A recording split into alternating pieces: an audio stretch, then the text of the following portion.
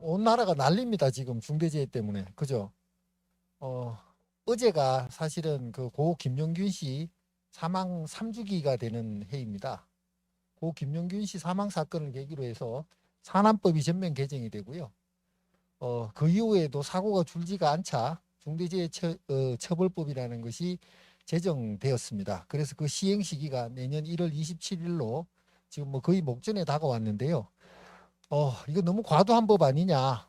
뭐 이런 이제 그 경영자들의 그 또 회사들의 외침이 있는 반면에 또 건설 노동자들, 뭐 노동자들의 입장에서는 노조 쪽에서는 너무 약하다. 더 세게 해야 되는 거 아니냐. 뭐 이런 이제 이야기들이 오고 가고 있는데요. 누가 봐도 사실은 좀 과한 법이라는 생각이 듭니다. 법률 전문가로서도 동의를 하는데요. 문제는 뭐냐면 지금 분위기가 심상치 않다는 거죠. 왜냐하면 사건 사고가 끊이지 않기 때문에 그러는데요. 최근에 또 안양 롤러 그 사고가 있었잖아요. 사망자가 3명이 나왔는데요. 그것도 이제 중대산업재해에 들어가는 사고입니다. 오늘 제가 확인했는데 고용노동부에서 바로 오늘 특별 감독이 그 실시가 되더라고요. LG 그 유플러스 쪽에 그 회사 쪽으로. 그런 거 보게 되면 지금부터는 사실은 이제 사망 사고가 나게 되면 뭐 거침없이 사실은 그 조사받고 수사받고 관련 법령의 최대한 적용을 하는 방향으로 이렇게 전개가 되는 거는 명작 관화한 것 같습니다. 그래서 다들 그런 얘기 하시잖아요. 2022년도 상반기에만 나지 마라.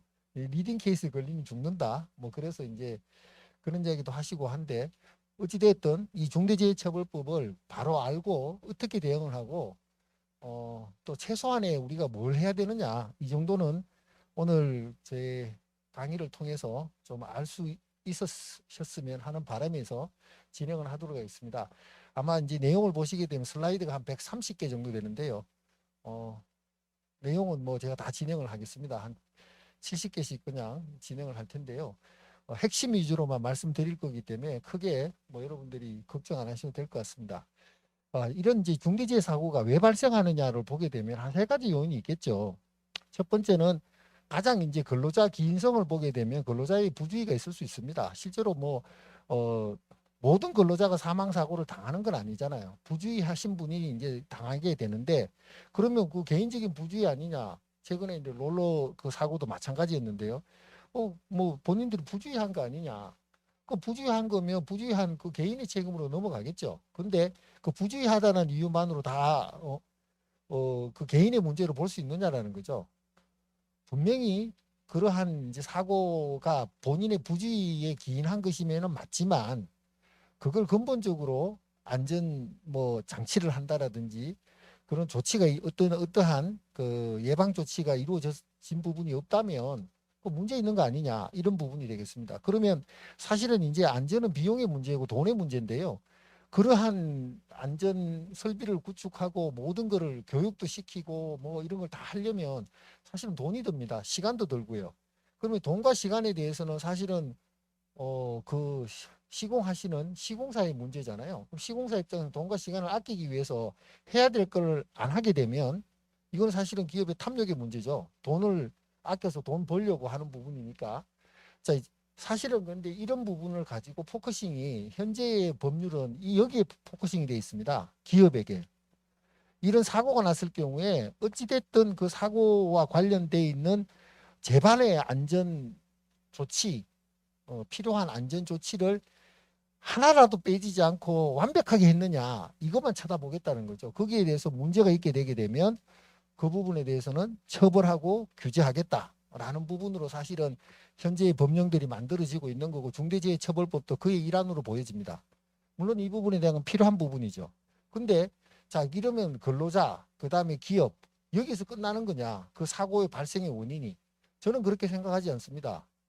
이거는 또 환경의 문제가 있는 거거든요. 그 건설산업 환경 아니면 우리 전기공사 환경 그 환경의 문제라는 것은 사실 이제 공공발주가 지금 뭐 한전을 위주로 해서 뭐 이렇게 공공발주가 쏟아져 나오는데 그것이 비용을 엄청나게 통제하고 기한도 촉박하게 주면서 안전은 확실하게 해라. 이게 말이 안 되잖아요. 성립할 수가 없잖아요.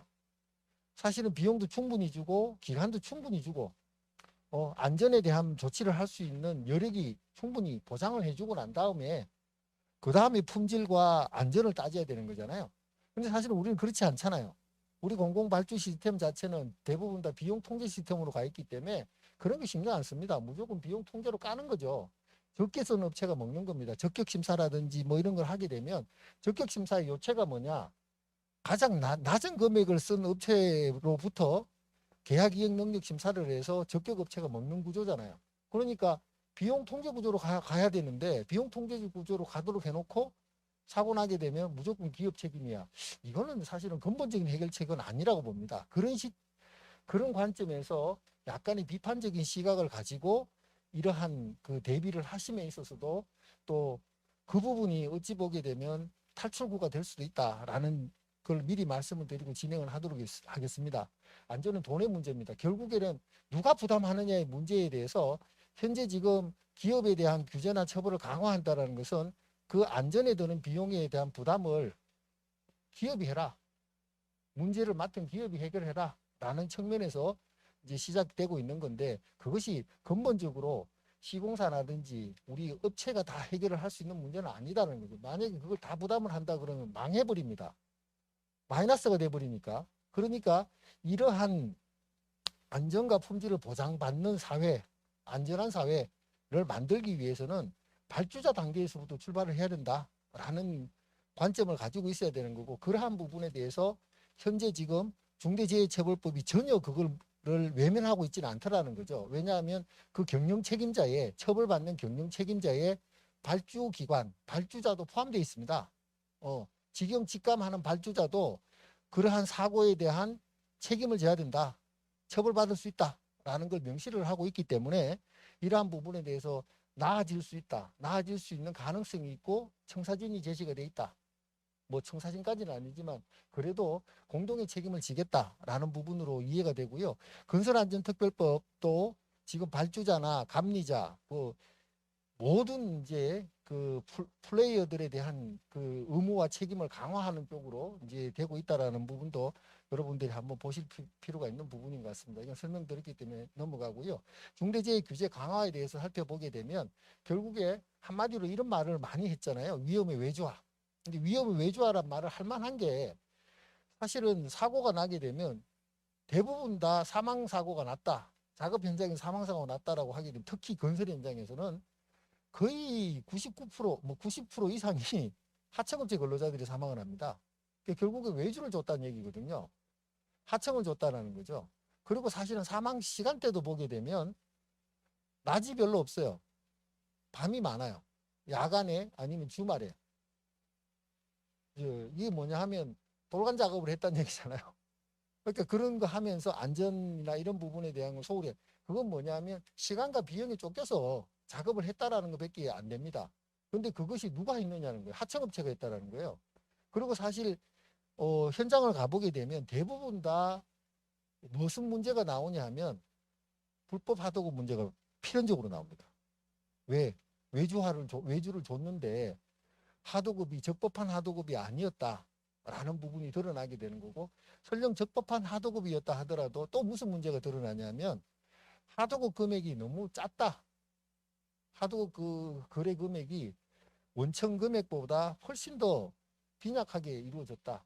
그래서 하청업체들이 무리하게 안전과 이런 거 아무 생각 없이 밀어붙인 거다. 그로 인해서 사고가 기인한 거다. 이런 부분이 터지는 거예요. 그래서 이걸 한마디로 조약을 하게 되면 위험에 외주한 거죠. 내가 직접 시공을 하게 되게 되면 비용도 나오고 여러 가지로 어려움이 있으니 하청을 줘버려서 싸게 해버려라. 이렇게 하는 과정에서 사고가 나더라. 이게 이제 비판의 요소인 거죠. 그래서 이 위험에 외주하라는 이름으로 사실은 기업들에 대한 규제가 엄청나게 강화가 된 겁니다. 대표적인 게 이제 그 산안법 전면 개정이었죠. 산안법 전면 개정이 사실은 이제 2020년도에 이루어져서 올해 1월 16일부터 이 전면 개정안이 시행이 되고 있습니다. 그래서 강화된 내용으로 산업안전보건조치에 대한 확대 강화된 부분이 이미 적용이 되어 오고 있는 거죠. 그런 과정에서도 2021년 올해 1월 16일 이후에도 우리 작업 현장에서의 사망사고는 끊이지 않고 있습니다. 자, 그런 부분에 대해서 또 시작을 하는 거죠. 이걸로는 안 되겠다. 산안법 위반으로 처벌을 하게 되면 공사 현장으로 치게 되면 누가 처벌받습니까? 대부분 다 안전관리 책임자, 현장의 안전관리 책임자 누구예요? 현장 소장입니다. 그죠? 하청업체에도 안전관리 책임자를 지정을 하죠. 그러면 그 안전관리 책임자 아니면 원청사의 안전관리 책임자, 현장 소장 이런 분들이 산안법 위반으로 처벌받고 나머지 분들은 처벌 안 받아요. 물론 그 자기의 주의 업무를 게을리 하신 분들로 평가되는 분들은 형법상의 업무상 과실치사죄로 처벌은 받을 수 있을지언정 산안법 위반으로는 처벌 안 받습니다. 자, 이렇게 해서 산안법 위반을 확대 적용을 한다 하더라도 어차피 처벌의 대상은 현장 소장에 불과할 것이고, 자, 현장 소장 아무리 처벌해봤자 사고 예방 안 되더라. 그럼 어떻게 해야 되느냐? 오야봉을 쳐야 된다. 누구예요? 사장님을 쳐야 된다. 경영자를 쳐야지 이게 이분들이 놀래가지고 준비할 거 아니냐. 그래서 만든 법이 뭐예요? 중대재해처벌법입니다. 경영 책임자를 처벌을 강화함으로써 신설을 강화함으로써 중대재해 사고를 예방하겠다라는 목적으로 만들었다. 이렇게 이해하시면 정확하겠죠. 자, 그래서 이 중대재해처벌법은 일반적으로는 그렇게 알려져 있습니다. 형사책임, 경영 책임자에 대한 형사책임을 규정하기 위해서 이게 만드는 거다라고 형사처벌에 대한 내용으로만 이해하고 계신데 저는 전혀 그런 게 아닌 것 같습니다. 형사처벌만 있는 게 아니죠. 개인에 대한 형사처벌을 하는 게 만 있는 것이 아니라 그 기업에 대한 문제가 다 포함이 되어 있습니다. 징벌적 손해배상으로 5배까지 하죠. 만약에 그 처벌을 받게 되면 경영 책임자가 형사처벌을 받게 되면 뭐예요? 법인에 대한 양벌 규정으로 50억까지 벌금형을 부과를 할 수가 있습니다. 또 그리고 5배까지의 인사손해배상까지 하고요. 또 그걸로 끝납니까? 관련되어 있는 행정제재들이 있습니다. 영업정지라든지 또 그것이 공공공사 현장이라고 치게 되면 뭐 부정당 제재, 입찰 참가 자격 제한 처분. 결국에는 그 기업이 시장에서 사라지는 겁니다. 엄청난 거거든요. 그 기업의 어떤 생사가 걸리는 문제인 것이지 단순히 그냥 그 경영 책임자, 대표이사, CEO의 처벌에만 국한된 거는 절대 아니다라는 거죠. 그래서 이걸 갖다가 혹여 오해를 많이 하시더라고요. 아니 우리 사장님 보호해 주려고 그런 법을 그게 대한 대응을 한다라고 막 변호사들하고 뭐 상의하고 뭐 노무법인하고 상의를 하던데 그 나하고 상관없어 라고 생각하시는 회사 직원분이 계시다 그러면 그분은 굉장히 잘못 알고 있는 거죠. 그 회사의 소멸과 생성에 대한 부분입니다. 그리고 누군가는 그 사장님이 처벌받기 전까지 누군가는 실제 그 업무를 한 사람이 업무상 과실치사라든지 산안법 위반으로 처벌을 받게 됩니다. 생각해 보십시오. 공사 현장에서 사망사고가 났어요. 사망사고 났다고 해서 바로 중대재해처벌법 만들었다고 해서 사장님 불러가지고 바로 사장님 조사해서 사장님 바로 구속시키고 기소하겠습니까? 할 수가 없죠. 사장님은 불러봤자 모른다 그럴 거예요. 구체적인 내용은 모릅니다. 사고가 어떻게 났는지 나는 몰라요. 이렇게 이야기를 할 건데 조사를 그리 하겠습니까? 왜 사고가 났는지 구체적인 안전조치를 누가 안 했는지 이 부분부터 잡을 거 아니에요. 결국에는 업무상 과실치사 산안법 위반으로 수사를 하고 거기에서 조치 의무가 뭐가 잘못됐더라라고 했을 경우에 그 조치 의무가 이루어지지 않은 배경에 사장님이 조치 의무를 제대로 할 수 있는 그런 조직과 예산과 시스템을 뒷받침해주지 않은 부분으로 인해서 조치 의무가 제대로 안 됐다라고 평가를 하게 되면 그 사장님을 처벌하는 겁니다. 구조적으로는 이렇게 해서 현장에서 이루어진 구체적인 어떤 위반을 중심으로 해서 대표이사, 경영 책임자를 처벌하는 구조로 수사와 모든 것이 전개가 될 거기 때문에 그 일개의 소속 직원분들, 임직원분들 나는 상관없어. 이거는 굉장히 잘못된 생각이죠. 본인들도 업무상 과실치사 내지 산안법 위반으로 처벌받을 수 있다. 자, 그렇게 받게 되게 되면 대표이사가 처벌받게 되고 대표이사가 처벌받는 수준까지 가게 되면 이 회사는 상당히 경영상의 위기를 자초하게 될 거고 나는 회사를 잃을 수도 있다. 이렇게 생각을 해야지 이 중대재해처벌법에 따르는 대응과 필요성 그리고 나는 무엇을 할 것인가 어떤 어느 정도까지 내용을 알고 있어야 되는가 대비해야 되는가가 답이 나오게 되는 거죠. 그런 겁니다. 자, 또 이런 부분도 있죠. 제가 이런 이야기를 하게 되면 우리 전기공사 업계에서는 이런 이야기 하시더라고요.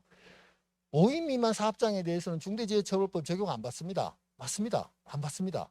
자, 그리고 50인 미만 사업장에 대해서는 3년의 유예를 두기 때문에 2022년부터 시행이 되는 것이 아니라 2024년 1월 27일부터 시행이 됩니다. 그러면 저는 상관없어요. 우리는 뭐 우리 50인 미만 사업장이라서 뭐 상관없습니다. 2024년까지는 상관없어요. 그때까지는 뭐 교통정리 되겠지. 이리 생각하시잖아요. 그게 맞나요? 저는 그 부분은 상당히 생각을 잘못하고 계시다고 생각이 들어요. 50인 미만 사업장에 대해서 처벌이 안 되는, 중대재해처벌법이 안 되는 거는 맞아요. 그런데 산업법 위반이나 형법상의 무상 과실치사로 처벌받는 거는 당연히 더 강화돼서 이루어질 거예요. 처벌을 어차피 받아요. 오로지 중대재해처벌법에 적용이 안 된다는 거죠. 그런데 문제는 뭐냐? 내가 어떤 업체로부터 아니면 원청으로부터 뭐 한전으로부터 직접 수주를 받아도 되고 아니면은 원청사가 있고 하청을 받는 구조의 50인 미만 사업장이 될 수도 있잖아요. 그런 구조에서 원청이든 그 다음에 발주자 측이든 50인 미만 사업장을 가지고 있는 업체에게 용역을 맡기는 게 마음이 편할까요? 아니면은 내년 이후에 보게 되면 50인 이상으로서 이미 중대재해처벌법이 적용이 되는 사업장에 맡기는 것이 마음이 편할까요? 답이 나오는 거예요. 당연히 50인 이상 사업장에 맡기는 게 마음이 편해요. 왜? 그분들은 적용이 되니까 준비를 할 거 아니에요. 법이 요구하는 안전관리 체계 구축하고 나름의 어떤 노력을, 기본적인 노력들은 해놨을 거 아니에요. 그리고 디펜스를 할 거 아니에요. 나는 중대재해처벌법에서 요구하는 안전보건 확보 의무를 이 정도까지 했습니다. 그럼에도부터 사고가 난 것은 이건 불행한 사고인 것이지 안전보건 확보 의무 위반으로 인한 사고는 아닙니다라고 주장하고 디펜스를 할 거 아니에요. 그 디펜스가 성공을 하게 되면 원청사나 발주자에게 중대재해처벌법을 적용할 수 있는 계제가 안 되겠죠. 그러니까 그네들은 적격수급인 선정이라는 관점에서 안전보건 확보 의무를 제대로 하는 업체를 선정하고 싶어하는 그런 기준이 성립이 될 겁니다. 따라서 만약에 50인 미만 사업장으로서 우리는 아직 해당 안 돼요. 안심해도 돼요. 이렇게 생각하고 있으면서 아무것도 안 했다. 수급인 선정에서 우리는 대상이 아니라서 안전 뭐 그런 거는 뭐 신경 안 씁니다라고 하게 되면 용역을 잘 안 줄 거라는 거예요. 왜? 거기에서는 빠져나가죠. 빠져나가게 되면 다이렉트를 누가 책임져야 되느냐? 원청이나 발주자가 책임을 져야 돼요. 발주자한테 바로 중대재해처벌법 위반으로 적용하고 덤빌 거 아니에요. 그러니까 그 위험성을 누가 감수하려고 그러겠습니까? 이건 시장의 재편이 이루어질 수 있는 거예요. 그러니까 이거는 달리 이야기하게 되면 이 중대재해처벌법은 단순한 형사처벌의 문제가 아니라 시장에서의 생존과 기회, 위기 이게 다 맞물려 있는 거예요. 이걸 기회라고 생각하시는 기업이 있다면 50인만 사업장이에요. 당장 적용은 안 돼요. 그러나 나는 안전보건과 관련되어 있는 확실한 노력과 체계를 구축해 놓고 선전을 하는 거예요. 걱정하지 마세요. 50인만 사업장이라도 다른 데하고는 저희는 차별이 되어 있는 업체입니다. 그래서 우리는 이런 것까지 신경을 씁니다. 라고 하게 되면 그래도 수주를 맡기는 사람 입장에서는 안심이 되겠죠. 또 그런 거에 대한 평가가 이루어질 거 아니에요. 자, 그렇게 되면 그 업체는 이 아수라판에서 성장을 할 수도 있는 겁니다. 그죠? 그런 부분으로서 이 중대재해처벌법을 바라보셔야 된다. 이거는 종합적 위기 대응 시스템의 문제이지만 문제이고 산업구조의 재편에 관한 이야기다. 이걸 이해를 하시게 되면 완전히 이 중대재해처벌법에 대한 기본적인 이해를 하신 겁니다. 그걸로 끝난 겁니다, 사실은. 자, 그리고 우리 이제 그 생산 현장이나 작업 현장이나 건설 현장이 어떻게 바뀔까요? 생각 보시면 압니다. 사람을 쓰는 구조에서 기계나 시스템을 쓰는 구조로 바뀌겠죠. 그걸 달리 이야기하면 탈현장화, 스마트 뭐 사업관리, 건설관리, 제조관리 이렇게 바뀔 거예요. 위험 현장에서는 사람이 들어가서 일하는 게 아니라 로봇이 들어가서 일을 하고 이런 구조를 완전히 재편을 하고 빨리 그게 촉진을 시킬 거예요. 왜? 사람이 들어가서 하게 되면 상해를 입거나 사망을 입게 되면 회사가 쪼다리가 나니까 어떻게 해요? 비용이 들더라도 빨리 바꿔야 되겠죠. 그게 바꾸게 되게 되면 실업률이 높아질 수밖에 없습니다. 그러니까 이러한 이제 중대재해처벌법이라는 것이 지금 4차 산업혁명이라든지 그 다음에 실업률 뭐 이런 거하고도 다 관계가 되는 부분이에요. 그러니까 이걸 계기로 해서 앞으로의 경제 사정이나 흐름이 어떻게 될 것이다라고까지 예측하고 준비하신다 그러면 그분들은 굉장히 훌륭하신 분들이다. 그 정도로 말씀드리고 넘어가도록 하겠습니다. 개정산안법 개괄입니다. 말씀드렸던 내용이에요. 사고 나니까 처벌하자 뭐 이렇게 된 건데 이 산안법은 구체적인 안전보건 조치 의무와 관련된 부분이에요. 그죠? 그러니까 만약에 사고가 났다라고 했을 경우에 뭐 추락사고가 났다. 건설 현장에서. 안전난간을 설치를 해야 되는데 왜 설치가 안 돼 있느냐. 안전난간 설치 의무를 안 했다라고 하게 되면 그 자체로서 산안법 위반이 소재가 되는 거죠. 안전조치 의무 위반이 확인이 됐어요. 그로 인해서 사망사고로 인과관계가 있는 사망사고 이루어졌어요. 그러면 산안법 위반에 따르는 중대재해사고 발생으로서 산안법 위반으로 처벌하고 해당 기업에 대해서 양벌 규정으로 처벌합니다. 여기에서 앞으로 중대재해처벌법이나 산안법에 있어서 기업의 입장에서는 중요한 부분은 양벌 규정으로 기업이 처벌받느냐 안 받느냐가 굉장히 중요합니다. 양벌 규정으로 형사 책임이 인정이 돼 버리게 되면 자동으로 민사나 행정 책임을 부정할 수가 없습니다. 왜냐하면 우리가 이제 민형사 책임이라고 보통 민형사 행정 책임이라고 보통 이야기를 하잖아요. 가장 사실은 그 책임의 강도가 세고 소위 불법의 강도가 세고 비판받는 책임은 뭘까요? 당연히 형사 책임이겠죠. 그러면 형사 책임이 유죄가 되게 되면 형사사건에서 유죄가 되게 되면 자동으로 행정이나 민사는 그거는 뭐 볼 필요도 없는 거예요.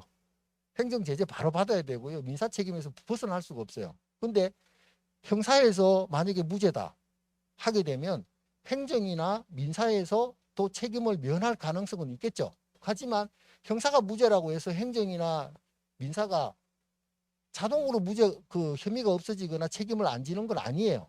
형사 책임은 무죄라 하더라도 행정에서는 영업정지라든지 부정당 제재라든지 이런 것이 적법하다. 적법한 처분으로 인정받을 가능성 있어요. 자, 그 다음에 행정에서 그 위법한 처분이 이루어지게 되면 적어도 민사 책임은 인정이 된다고 봐야 돼요. 그렇다고 반대로 행정이 그 행정 제재가 위법하다. 이거는 부과할 수 없는 거다라고 한다고 해서 민사 책임이 자동으로 해결되는 아니에요. 형사 행정 책임이 없다 하더라도 민사 책임은 져야 될 경우들이 있습니다. 이렇게 보셔야 되는 거예요. 그렇게 보면 민사 책임이 가장 불호도한 거고요. 그 다음에 좀 좁은 영역이 행정이고 그 다음 좀 더 좁은 영역이 형사다 이렇게 보시면 돼요. 달리 이야기하면 왜 제가 이런 이야기를 미리 말씀을 드리냐면 중대재해사고 발생하잖아요. 가장 먼저 쫓아오는 게 고용노동 지방노동청의 특별 감독관들 근로감독관들이 와가지고 산안법 위반이다 중대재해처벌법 위반이다 이런 거 조사를 하고 또 형사들이 경찰에서 와가지고 뭐 업무상 과실치사상이다 이런 거 수사를 하잖아요. 형사사건이 제일 먼저 진행이 돼요. 그 초동수사 대응이 가장 중요한 거예요. 거기에서 만약에 형사 책임 있다. 범죄 구성 요건에 해당한다. 유죄. 이렇게 돼버리게 되면 행정 민사 책임은 피할 수가 없다라는 부분이죠. 그러니까 사고가 난 시점에 대응도 굉장히 중요하다는 거예요. 보통은 우리가 그렇잖아요. 우리 순진무구하신 분들이 사고를 당하게 되면 하다가 조사자의 의도나 기획대로 다 인정이 됩니다. 대한민국은 희한한 나라라서 가만히 있으면요. 내가 그 자리에 있었다는 것만으로 범죄자가 돼버리는 거고 그 범죄자를 피하려면 자기가 그 범죄를 저지르지 않았다라는 입증 책임을 자기가 져야 되는 그런 구조예요. 우리나라 형사소송법은 그리 돼 있지 않죠. 검사가 유죄를 입증을 해야 되는데 실제 필드에서는 본인이 내가 한 거 아니다라고 확실하게 입증을 못하면 처벌받는 경우들이 많은데요. 그게 초동수사에서 그게 결정이 되니까 그런 부분에 대해서 유의를 하실 필요가 있다라는 정도로 종합적으로 말씀드리고 산안법 개정 내용들은 소소한 내용들은 제가 말씀드리지 않겠습니다. 큰 틀에서 말씀을 드려야 되니까 산안법 개정을 통해서 산업안전보건조치 의무를 굉장히 다양하게 확대를 합니다. 다양하게 확대를 하고요. 특히나 뭐 특수형태 근로종사자들까지도 그 보호 대상으로 넣고요. 그 다음에 대표이사 이게 또 마찬가지인 게 산안법에도 조치 의무이긴 하지만 대표이사의 그 산업안전 책임을 강화하기 위한 노력도 산안법상에 상당히 많이 들어가 있습니다. 대표적인 것이 안전보건관리계획을 수립을 해서 매년 이사회에서 보고하도록 하는 부분인데요. 자, 그러한 부분들이 나중에 중대재해처벌법하고 연결을 갖게 된다라고 이해하시면 되고요. 관련 내용 간단하게 보도록 하겠습니다. 위험의 외주화 방지를 위한 도급 제한, 유해한 작업의 도급 금지를 명시를 하고 있고요. 도급의 승인 및 하도급 금지에 대해서도 명시를 하고 있습니다. 결국에는 왜 이런 얘기들은 위험의 외주화잖아요. 외주를 통해서 사고가 많이 나니까 하도급이나 이런 부분에 대해서 위험한 작업은 직접 해라는 겁니다. 뭐 그런 내용을 강조를 해놨고요. 나아가서 대표이사의 안전보건계획 수립 의무도 두고요. 도급에 대해 책임 강화를 한 거죠. 그래서 특별한 이제 21개 위험 장소를 갖다가 특정을 해서 그에 대한 거를 관리를 하도록 하는 거고, 그 다음에 나와 있는 내용은 적격 수급인 선정입니다. 안전 산업재해 예방 조치 능력을 갖춘 자에게 도급을 주라라는 부분인데요. 이런 부분에서 12월 1일자로 우리 기획재정부가 예규를 개정을 했죠. 이것 때문에 개정한 겁니다. 안전에 대한 기준을 가지고 PQ 심사에서도 가감점 제도를 도입을 해가지고 안전 역량이 강한 기업들을 플러스 점수를 더 많이 주겠다라는 거고, 아무튼 각종 낙찰자 결정 기준에서도 안전 보건 이행 능력 이 부분이 다 포함이 되는 구조로 지금 가고 있는 상황입니다. 한 가지 이제 산안법이 특이한 부분은 건설공사 발주자는 이 처벌 대상에서 제외를 해놨기 때문에 사실상 발주자가 그 산안법 위반으로 처벌받는 경우는 없습니다. 그래서 그렇기 때문에 중대재해처벌법상에도 발주자는 처벌 안 받는 거 아니냐라고 오해를 하고 계신 분들이 있는데, 중대재해처벌법은 발주자를 제외한다는 내용은 어디를 봐도 없고요. 지금 현재 고용노동부 해설서라든지 검찰에서 밝힌 내용을 보게 되면 발주자도 처벌한다라는 걸 분명하게 밝히고 있다. 그렇게 이해하시면 되고요. 다음에 공사기간 단축금지 및 연장입니다. 이거는 뭐냐면 공사기간을 단축하거나 연장을 필요한 경우는 연장을 해주라라는 거예요. 왜? 도급인이 이걸 갖다 통제를 하게 되게 되면 결국에는 안전에 대해서 등한시할 수밖에 없는 거 아니냐. 그래서 이런 내용까지 들어가 있는 건데, 만약에 여러분들이 수급인의 입장이라면 이런 내용들을 잘 활용하실 필요가 있습니다. 무리하게 돌관 작업을 할 게 아니라 기간 연장을 하고 공사 비용을 더 달라라고 정당하게 요청을 하는 사례들이 앞으로는 공공발주든 민간발주든 민간 공사든 그런 부분에 대한 것들이 대폭 증가를 해야 되고 하게 될 것으로 보입니다. 그리고 이런 전면 확대를 통해서 산안법상의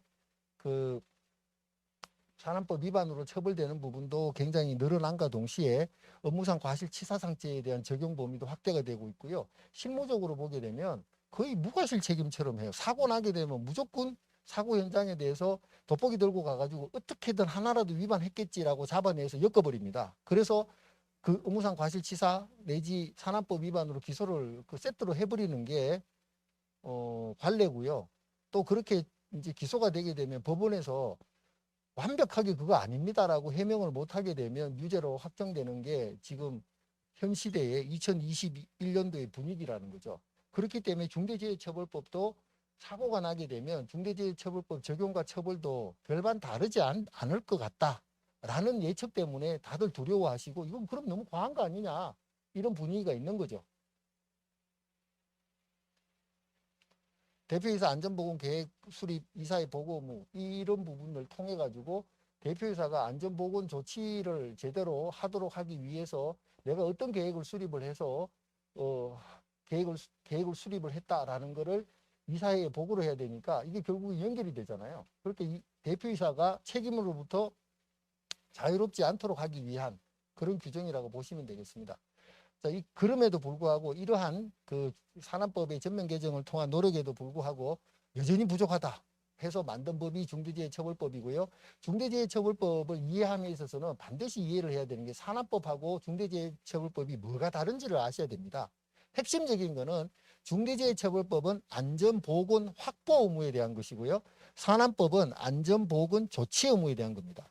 그러니까 한마디로 이야기하면 산안법은 구체적인 안전보건 조치를 했느냐 안 했느냐, 이 부분에 대한 그 의무를 이행을 했느냐 안 했느냐에 대한 미시적인 관점, 구체적인 관점에서 보는 거고요. 중대재해처벌법은 그러한 안전보건 조치를 제대로 할 수 있는 시스템을 경영 책임자가 구축을 했느냐, 관리를 제대로 했느냐, 이것만 보는 거예요. 그러니까 이거는 내용이 다른 거잖아요. 하나는 관리의 측면이고 하나는 실무의 측면이죠. 실행의 측면이잖아요. 관리와 실행의 측면에서 엄연히 구분되는 거다라고 보시면 되고, 보호 대상과 관련해서도 보시면 중대산업재해에 대한 종사자, 뭐 산업법에서는 노무 제공자니까 동일하다고 보시면 되고요. 근로자라고 보시면 되고, 중대시민재해는 이용자죠. 놀이공원 뭐 아니면 공중교통수단의 사고를 통해서 하게 된다면 일반 시민들이 하게 되는데 그분들을 보호하겠다라는 거죠. 그 다음에 뭐 어떤 이제 장소 대상이 뭐냐라는 건데요. 산안법은 확실하게 장소적 개념을 갖고 있습니다. 건설공사 현장 딱 찍어버려. 건설공사 현장. 네가 관리하는, 네가 그 건설하고 있는 건설공사 현장, 그 사업장, 그 사업장에서 근로자 사망한 거 다 관련해서는 당신이 책임지소, 이런 개념인데, 사실은 중대재해처벌법은 사업장 개념으로 가게 되면 조치 의무와 별반 다르지 않잖아요. 사업장도 당연히 포함이 되지만 사업도 포함이 되는 거예요. 그러니까 장소적 개념을 조금 더 외연을 확장을 해놨습니다. 그래서 그러면 외연이 확장되어 있는 부분은 어떤 기준으로 평가를 할 거냐? 실질적 지배 운영 관리를 했느냐 안 했느냐를 보겠다는 거죠. 그러면 그 실질적 지배 운영 관리의 의미가 뭡니까? 그거는 구체적인 사안에 따라서 네가 진짜 그 부분에 대해서 관리 책임이 있느냐 없느냐를 보고 따지겠다는 거죠. 그런 부분이 이제 혼란스러운 거예요. 근데 일형의 기준은 그렇게 마련해 놨다는 거고요. 상호 연결 관계는 아까도 말씀드렸던 대표이사가 안전보건 계획 수립을 할 때 이미 안전보건 관리 체계를 구축을 하고 이행하면서 그런 내용을 수립을 해서 산안법상에 보고를 하고, 그것이 이제 중대재해처벌법의 기본적인 베이스를 깔아놓고 해야 되는 부분이기 때문에 연결고리가 있다라는 거고, 처벌 대상이라는 것은 산안법은 안전보건 관리 책임자, 안전관리 책임자를 처벌하기 위한 거고, 중대재해처벌법은 경영 책임자를 처벌하기 위한 겁니다. 다르죠. 물론 이제 경영 책임자가 안전관리 책임자인 경우가 있습니다. 그죠? 그럴 경우에 둘 다 대상이 되는 거예요. 예를 들자면 사고가 났다 했는데 안전관리 책임자가 대표이사다. 그러면 산안법 위반으로도 조치 업무를 제대로 했느냐도 안전관리 책임자 기준으로 봐서 처벌을 가능하다라고 하게 되면 산안법 위반으로 처벌받고요. 또 대표이사이기 때문에 경영 책임자로서도 보고 확보 업무도 제대로 안 했네라고 하게 되면 중대재해처벌법도 적용이 되는 거죠. 그러면 어떤 대표이사님은 산안법 위반 앤드 중대재해처벌법 위반으로 처벌을 받게 되는 그런 결과가 될 수 있다는 겁니다.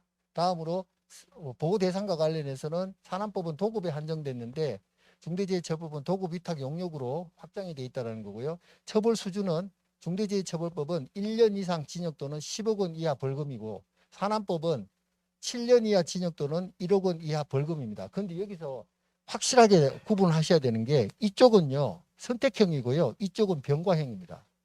병과형이라는 건 뭐냐면 한마디로 이야기하면 1년 이상 징역도 때리고 벌금도 10억 원 이하 벌금도 같이 부과할 수 있다는 얘기예요. 그러니까 이게 하나를 선택하는 것이 아니라 둘 다 그 벌금형도 때리고 실형도 선고할 수 있다는 거예요. 이게 예외적인 건데요. 그만큼 세게 처벌하겠다는 거예요. 그렇게 이해하시면 중대재해처벌법과 산업법에 대한 기본적인 구분을 하신 거고요. 사망사고 발생 시 형량 비교하신 거 한번 보십시오. 형법상의 업무상 과실치사 5년 이하죠. 산안법의 경우는 7년 이하죠. 높아졌잖아요. 그런데 중대재해처벌법은 1년 이상입니다. 엄청나게 높아진 거죠. 1년 이상의 징역이라는 것은 엄청나게 높은 거예요. 그 다음에 이제 양벌 규정을 비교하더라도 산안법 위반의 양벌 규정은 10억 원 이하의 벌금인데 법인에 대한, 이쪽은 50억 원 이하죠. 5배. 기본적으로 산안법을 비교해 보게 되면 5배 정도의 처벌을 강화했다. 이렇게 이해하시면 되겠습니다. 다음으로 이거는 제가 참고로 보여드리는 건데요. 지금 뭐 중대시민재해와 관련된 내용과 관련해서는 뭐 공중 이용시설이 다중이용시설이라든지 공중이용시설, 공중교통수단 뭐 이런 거 관련해서 그 관리상의 문제로 인해서 사고가 나게 되면 책임을 지도록 되어 있는 부분인데, 이게 사실은 이 중대시민재해 규정이 중대재해처벌법이 적용을 하기 전에도 우리나라에 각종 사건 사고들이 있었잖아요. 그것 때문에 법률을 다 만들어 놨습니다. 전기공사업법에도 있어요. 이 유사한 내용이. 전기공사업법 40조를 한번 찾아보시게 되면 이 건축법상의 106조에 있는 내용과 거의 같은 내용이 있습니다.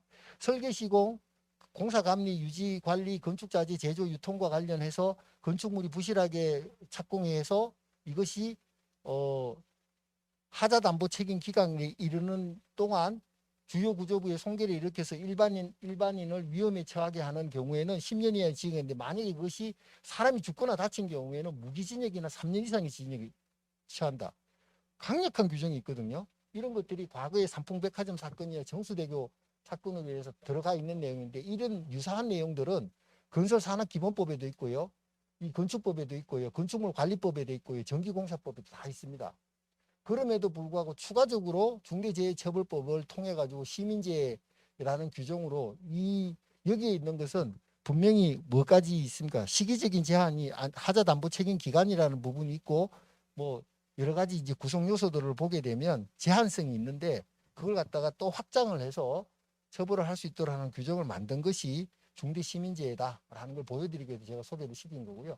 산업재해와 시민재해로 구분이 되고요. 산업재해 관련해서는 근로자, 작업 현장, 사업과 사업장에서의 근로자 사망 내지 상해 건데, 사망 1명만 돼도 중대재해고요. 동일 사고로 6개월 이상 치료를 요하는 부상자 2명이 발생해도 이제 중대재해가 되는 것이고, 동일한 유해 요인으로 직업성 질병이 1년 내에 3명 이상 발생하게 돼도 이게 중대재해로 가게 되는 겁니다. 그런데 여기서 중요한 것은, 여기서 이야기하는 중대재해와 산업법상에서 이야기하는 중대재해가 찾아보시게 되면 조금 미묘하게 달라요. 밑에 제가 별표로 해놨는데, 산업법상의 중대재해는 3개월 이상의 요양이 필요한 부상자가 동시에 2명이잖아요.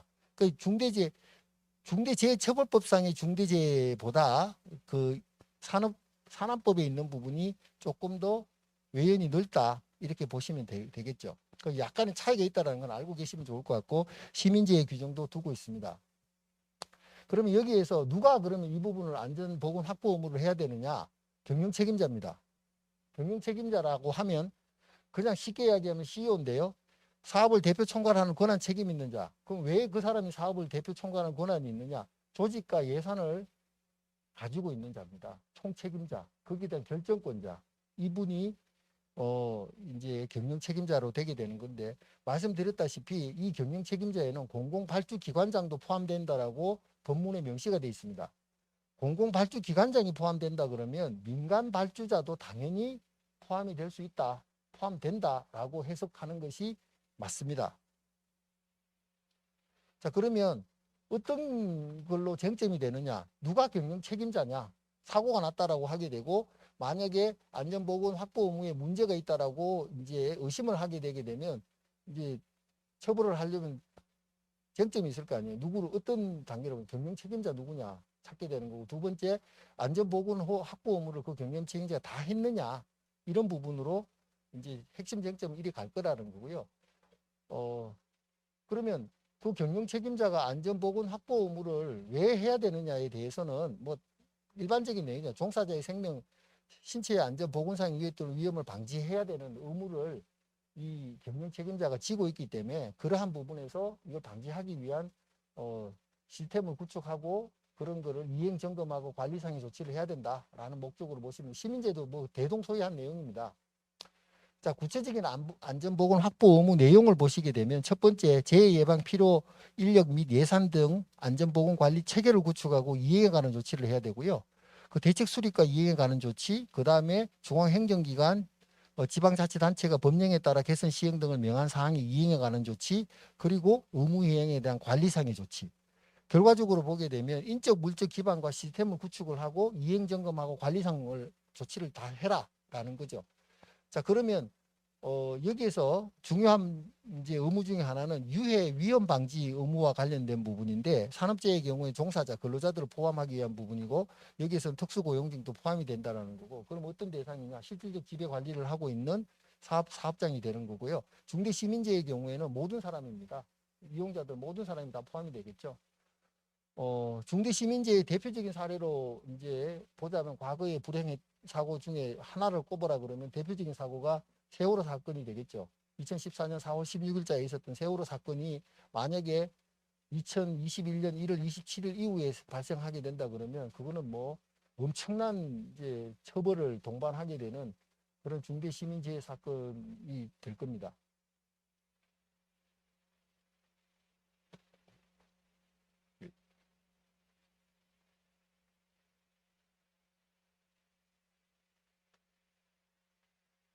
뭐 잘못 누른 것 같은데.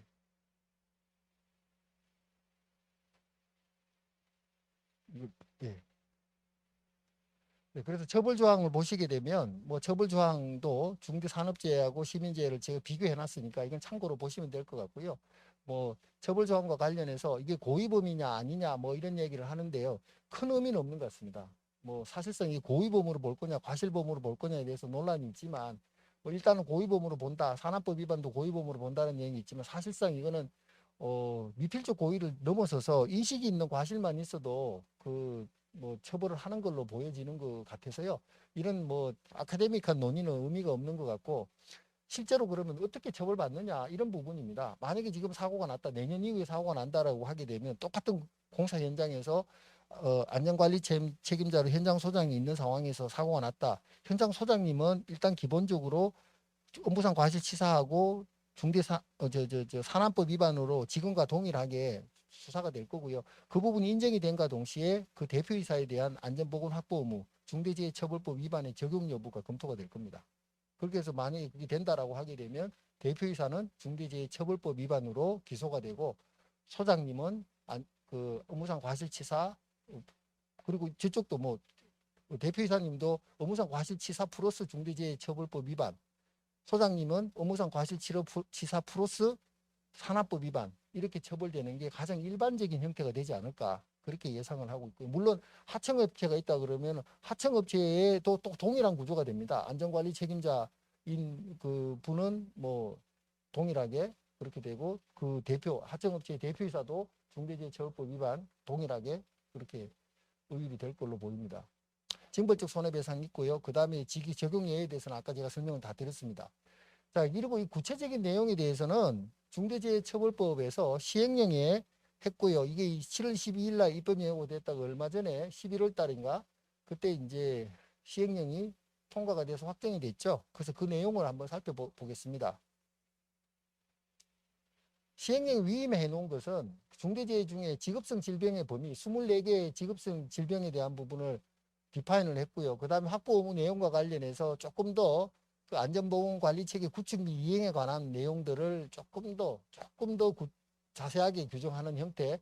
그 다음에 안전보건 교육과 관련된 내용, 그 다음에 중대재해 발생 사실에 대한 공표와 관련된 내용 이렇게 4가지만 위임이 돼 있어서 관련 내용들을 규정하고 있습니다. 이 중에서 가장 중요한 거는 아마 두 번째가 되겠죠.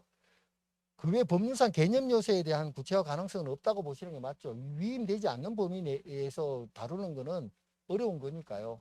할 수가 없는 거니까. 자, 지금부터는 중대산업재해를 중심으로 해서 시행령 내용을 분석을 해드리고자 합니다. 내용은 최근에 이제 고용노동부가 이 해설서를 발간했잖아요. 이 해설서 계속 읽어보고 있는데 꼭 읽어보셔야 됩니다. 이 해설서에 어서 고용노동부가 왜 우리는 어떤 식으로 적용하고 어떤 식으로 조사하고 관리할 거야 내용이 다 들어가 있기 때문에 이 내용은 뭐 앞으로 뭐 사건이 발생하게 되면 이걸 기준으로 해서 전개가 될 가능성이 높기 때문에 보시면 될 것 같고 자 그래서 24개 질병을 갖다가 했잖아요. 여기에서 빠진 것이 직업성 암, 그 다음에 골격계, 내심혈관계 질환이 빠졌습니다. 소위 과로와 관련돼 있는 부분들이 빠져버렸는데 이건 이제 뭐 비판을 하지만 당연히 빠져야 된다고 생각합니다. 저는. 왜냐하면 그걸 넣게 되게 되면 모든 게 다 중대재해가 될 가능성이 높아져서 그건 굉장히 위험한 부분인데 그런 부분에 대한 내용들이 들어가 있고요. 그 다음에 안전보건관리체계 구축 및 이행에 관한 조치와 관련해서도 조금 더 자세한 내용들로 규정이 되어 있습니다. 첫 번째 안전보건 목표와 경영방침을 설정을 해라는 거고요. 두 번째 전담조직을 설치해라. 이 전담조직이라는 것은 상시근로자 500명 이상, 그 다음에 건설사인 경우는 시공능력 상위 200위 이상인 경우에는 안전전담조직을 설치를 하라는 겁니다. 그러면 뭐냐? 대표이사 밑에 경영책임자 뭐 가능하면 직속으로 안전전담조직을 둬서 이 안전보건 확보 의무의 구축과 관리 점검에 대한 업무를 하도록 만드는 것이 바람직하다. 이게 전담 조직 자체가 구축이 안 돼 있다. 특히나 이 의무 대상인데 의무가 아니더라도 능력이 된다라 그러면 그건 전담 조직을 구축하는 게 필요하고요. 전담 조직과는 안 되더라도 안전 업무를 전담하는 그 이제 직원을라도 하나 두는 것이 그나마 필요한 부분이고 그분이 이제 이런 내용들에 대한 전담 조직이 해야 되는 업무를 그 회사 수준에 맞게끔 하도록 하는 것은 필요하다 할 것입니다. 그 다음에 사업장 특성을 고려한 이제 개선 업무 관련 절차 이행 상황 점검해라라는 거고요. 여기에서도 아주 뭐 어떤 명확한 기준을 제시하고는 있지 않습니다. 뭐 하기도 어렵겠죠. 그래서 이제 이거는 뭐냐면 대충 이야기하더라도 나름 열심히 해서 할 수 있는 범위까지 최대한 준비를 해라라는 것으로 이해하시면 될 것 같고요. 안전보건관에 관한 인력, 시설, 장비 등을 갖추기 위한 적절한 예산을 편성하고 용도에 따라 집행하고 관리를 해라. 뭐 이런 내용. 그 다음에 안전보건관리 책임자들이 산안법에 정해진 임무를 충실히 수행할 수 있도록 하고 겸직 시에는 안전보건 업무 수행 시간을 반드시 확보를 해라. 만약에 겸직 업무 내놓고 실제로 하고 있는 업무만 다 하고 안전 업무는 뭐 한 10%도 안 한다라고 하게 되면 그거는 뭐 두나마나다. 뭐 그런 취지로 이해가 됩니다. 다음으로 종사자 의견 청취인데요. 반기 1회, 연이회 하도록 되어 있습니다. 그래서 이 종사자 의견 청취와 관련해서는 뭐까지도 하라 그러냐면 원청의 경우는 하청업체 근로자까지 하라라고 특별근로감독관 감독 결과 고용노동부가 이야기를 했거든요. 그래서 그 종사자들 의견 청취하는 절차는 반드시 마련을 해야 됩니다. 그러면 의견 청취를 하게 되면 뭔가 요청 사항이 있잖아요. 그럼 요청 사항 무조건 반영해야 되냐? 그건 아닙니다. 요청 사항이 황당한 게 있을 수도 있고 뭐 할 수 없는 것도 있는데 그런 것까지는 하진 않았지만 요구하는 사항들 중에 누가 보더라도 이거는 필요한 부분이다 하는 것은 관철해 주시는 것이 안전하겠죠. 만약에 그런 근로자 의견 청취를 통해서 요청한 부분이 있었는데도 불구하고 안 했다. 안 한 상태에서 사고 났다. 하게 되면 이거는 뭐 확보 의무를 제대로 하지 않은 것으로 바로 귀결이 될 거니까요. 그 다음에 중대재해 대응 절차 마련하고 점검해라. 중대재해가 발생이 이제 임박했을 때의 그 위험 인지 시에 대응 절차, 그리고 사고가 났을 경우에 대응 절차, 이 부분을 갖다가 확실하게 규정을 갖고 있거라. 매뉴얼을 마련해라. 그리고 이 부분에 대한 것도 반기 1회, 연회에 점검을 해라. 라는 거죠. 이거는 이제 과제인 거예요. 이거 다 해야 되는 거예요. 자, 그 다음에 도급 위탁받는 안전보건 역량을 확인해라. 뭐 이런 내용. 그 다음에 안전보건 관계 법령에 따르는 부분을 충실하게 수행할 수 있도록 안전보건 관계 법령의 내용을 숙지해라라는 건데 이와 관련해서도 시행령에서 그 관련 법령들을 다 명시를 해놨습니다. 예시를 많이 드러났는데요. 뭐 이런 예시가 있는데 우리는 또 그 전기와 관련된 부분이 되다 보니까 그 전기 관련한 법령에서 요구되는 수준에 있는 것 이것도 예시 규정이라서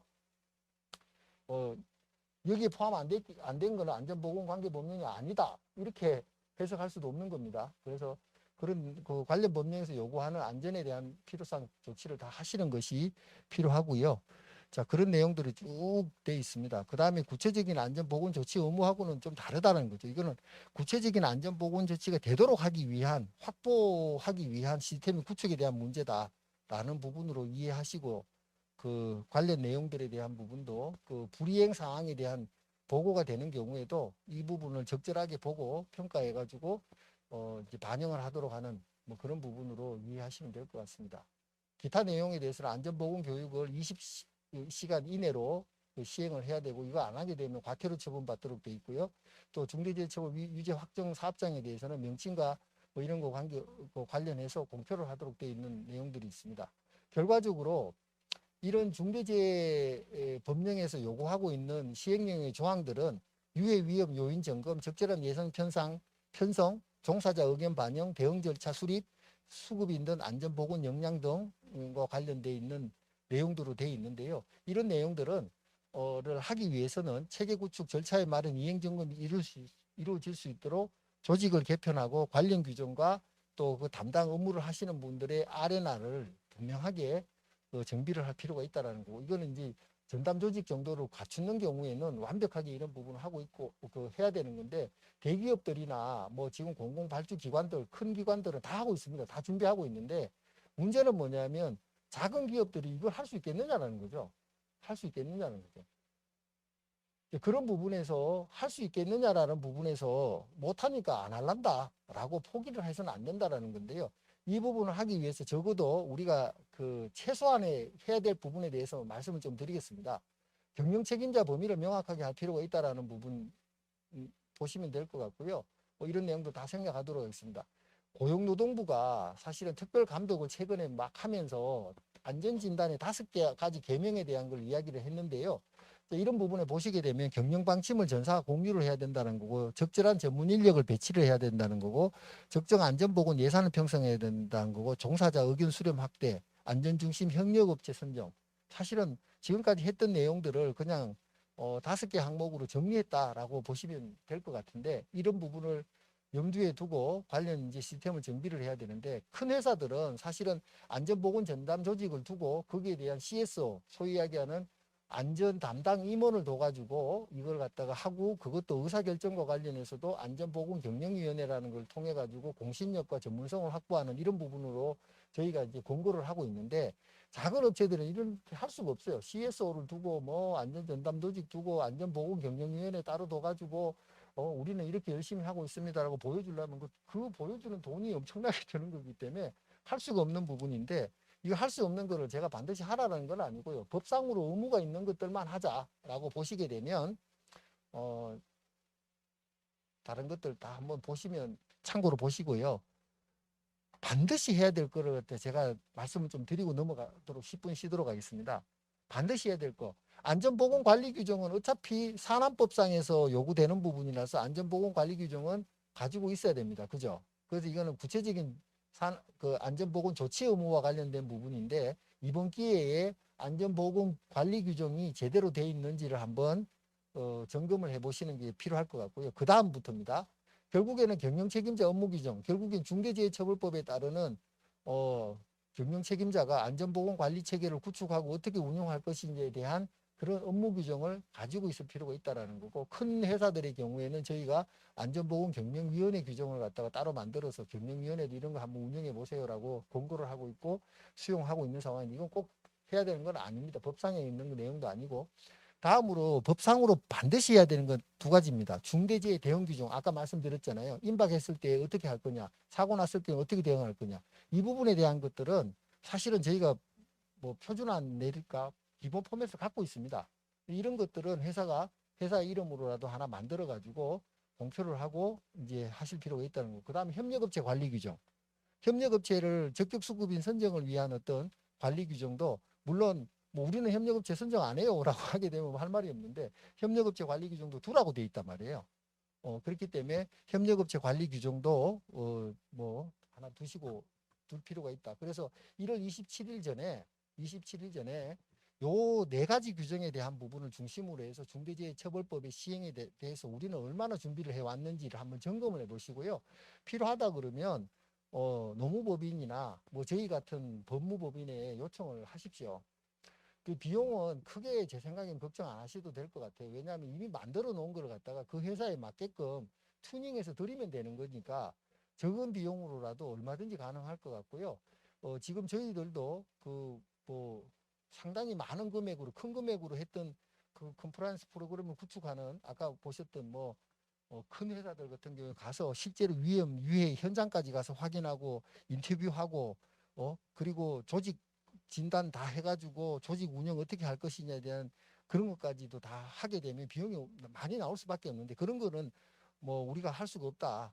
최소한 이런 규정이라도 정비를 하겠다라고 하시게 되면 만들어 놓은 규정을 회사에 맞게끔 튜닝하면 되는 거니까, 그런 부분에 대해서는 아마도 제 생각으로는 뭐 그렇게 목돈 안 들이고도 한 돈 1,000만 원 내지 뭐 1, 2천만 원으로 충분히 되고, 안 된다 그러면 규정만 하나 받아가지고 내가 할게라고 하게 되면 뭐 몇백만 원으로도 가능한 부분이라고 저는 생각합니다. 그래서 그 회사의 사정에 맞게끔 이런 준비를 하실 필요가 있다라는 정도로 말씀을 드리고요. 첫째 시간에 이렇게 마치고, 둘째 시간에는 지금까지는 내용에 대해서 말씀을 드린 거라면, 앞으로 지금 1시간 남아있는 내용은 대응을 어떻게 할 거냐, 어떤 게 문제가 되느냐, 이런 부분에 대해서 조금 구체적인 내용을 드리는 것으로 하도록 하겠습니다. 중대재해 발생 시 대응 관련한 부분인데요. 제가 상식적인 이야기를 하나 좀 드려보겠습니다. 그 상식적인 얘기라고 하기 좀 그런데, 광주의 그 건물 철거 현장에서 사고 있었잖아요. 그 버스 지나가는 데 덮쳐가지고 15명인가의 사상자를 낸 사고 있었잖아요. 만약에 그 사고가 그 중대재해처벌법 시행 이후 이루어졌을 경우에 중대재해처벌법 위반의 대상입니까? 이거와 관련해서 두 가지를 검토해야 되잖아요. 중대산업재해에 해당하느냐, 시민재해에 해당하느냐인데, 산업재해에 해당하기에는 어려워 보입니다. 그죠? 왜요? 시민들이 다 사망하신 부분이라서 거기에 대한 그 종사자, 즉 근로자들 사망 사건이 아니기 때문에 중대 시민재해는 아닙니다. 즉 산업재해는 아닙니다. 그럼 중대 시민재해입니까? 중대 시민재해가 되려면 뭐 공중 이용 시설, 뭐 공중 교통수단 뭐 이런 건데 이게 차량이 잘못한 게 아니잖아요. 그 건물이 이제 붕괴가 된 부분이 그 이제 전도가 된 부분이어서 그러면 그 이제 해체 중인 건물을 어 공중 이용 시설이나 뭐 이런 걸로 볼 수 있느냐라는 건데요. 기본적으로 아니라고 그러는 거죠. 신축 중인 그 건물이라든지 그다음에 해체 중인 건물은 대상이 아니다라고 보고 있습니다. 그렇기 때문에 중대 시민재해 대상도 아니다. 이제 이런 이야기를 하니까 우리나라 국민들이 막 파죽 끓듯이 일어나는 거예요. 그럼 중대재해처벌법 왜 만들었냐? 응? 그거 강력하게 처벌해야지라고 하는데 그거 강력하게 처벌 안 합니까? 하도록 돼 있습니다. 지금 규정에도. 그게 뭐냐면 건축물 관리법이거든요. 아까 보셨던 건축법은 또 착공 후 뭐 이렇게 돼 있기 때문에 약간 논란이 있는 거죠. 착공과 관련된 내용이잖아요. 착공과 하자 담보 기간까지의 어떤 건설 관계자들의 어떤 뭐 잘못으로 인해서 주요 구조부에 문제가 생겨가지고 공중의 위해를 가해서 사망이 이루어졌을 경우에는 무기징역까지 선고되도록 돼 있었던 거 있었잖아요. 근데 그 내용이 사실은 이제 해체 중인 이런 그 하고는 대상이 아니잖아요. 그러면 그게 어디가 적용되냐? 건축물 관리법이 있습니다. 동일 내용으로. 그렇기 때문에 거기에서 무기징역까지 선고할 수 있습니다. 그러니까 이게 정확하게 알고 보면 처벌은 얼마든지 더 세게 할 수 있는 부분이 있는 거예요. 근데 우리는 뭐냐? 뭐 하나 만들었다라고 하게 되면 그걸로 그냥 삼족을 멸해야지.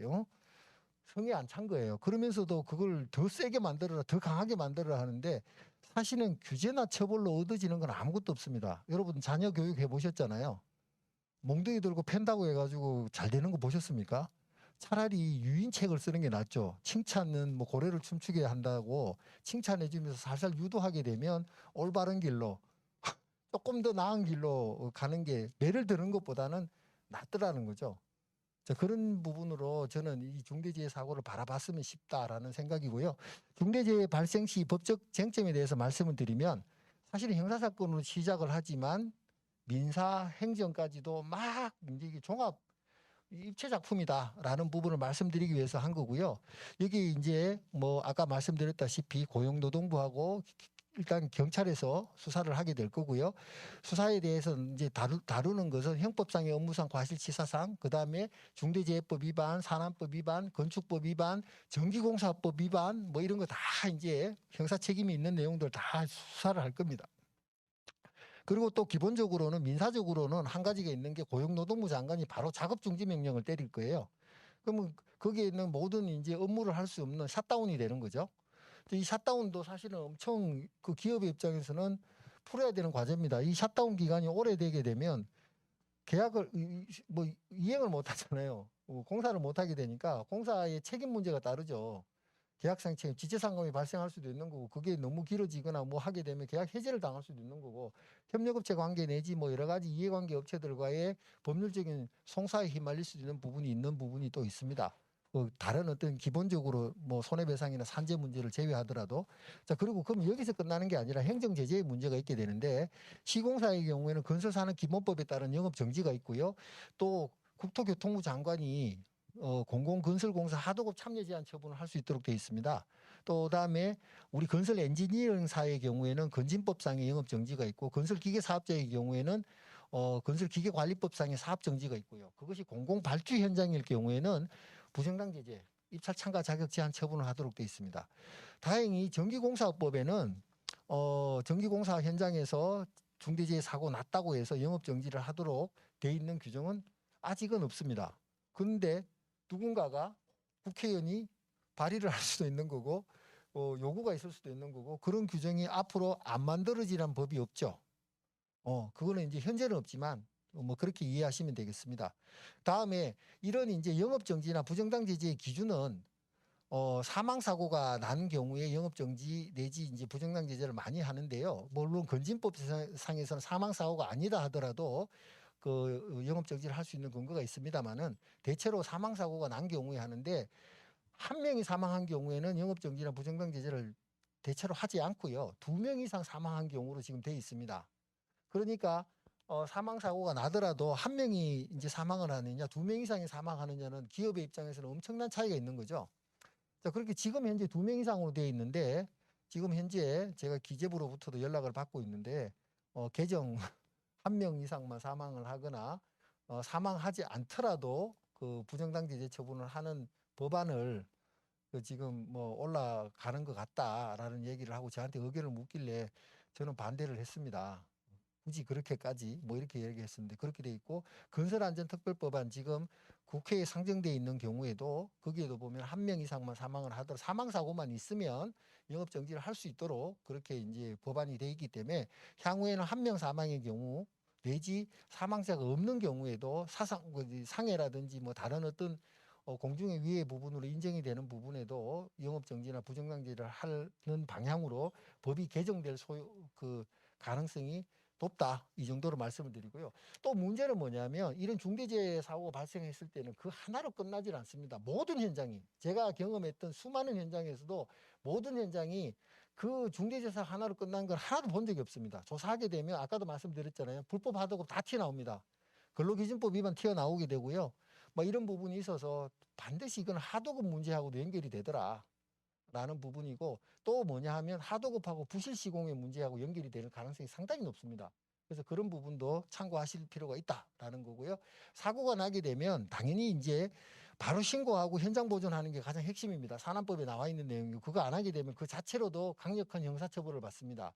자, 그렇다 보게 되면 초동 대응을 못하는 경우들이 너무 많아요. 우왕좌왕하다가 시간 끌다가 오해받기도 하고요. 그 다음에 이제 아니면은 바로 신고해가지고 하는데 조사관들이나 수사관들이 이제 몰아가는 대로 그냥 예 맞습니다 해가지고 모든 책임을 그냥 자기가 하지도 않은 책임도 이제 덮어 쓰는 경우들이 있기 때문에 여기에서 정신 차려라 라는 말씀을 좀 드리고 싶은 것이, 사건 진행 흐름을 보실 필요가 있습니다. 사고가 나게 되면 신고를 하게 되면 신고하면 바로 쫓아 나올 거예요. 경찰하고 고용노동부에서 쫓아 나올 건데, 사고 원인 조사와 관련해서 아까 말씀드렸죠. 어떤 사람이 뭘 조사하는지도 아셔야 돼요.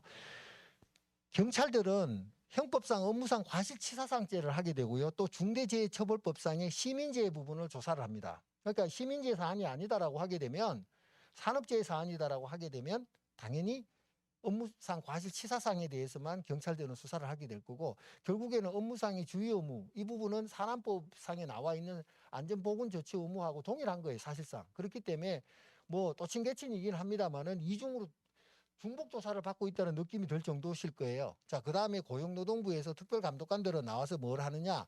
산안법 위반, 그 다음에 중대산업재해 관련한 부분으로 이제 수사를 할 겁니다. 얘네들도 경찰이라고 보셔야 돼요. 특별사법경찰관이에요. 특사경입니다. 경찰은 일사경이고 얘들은 특사경이에요.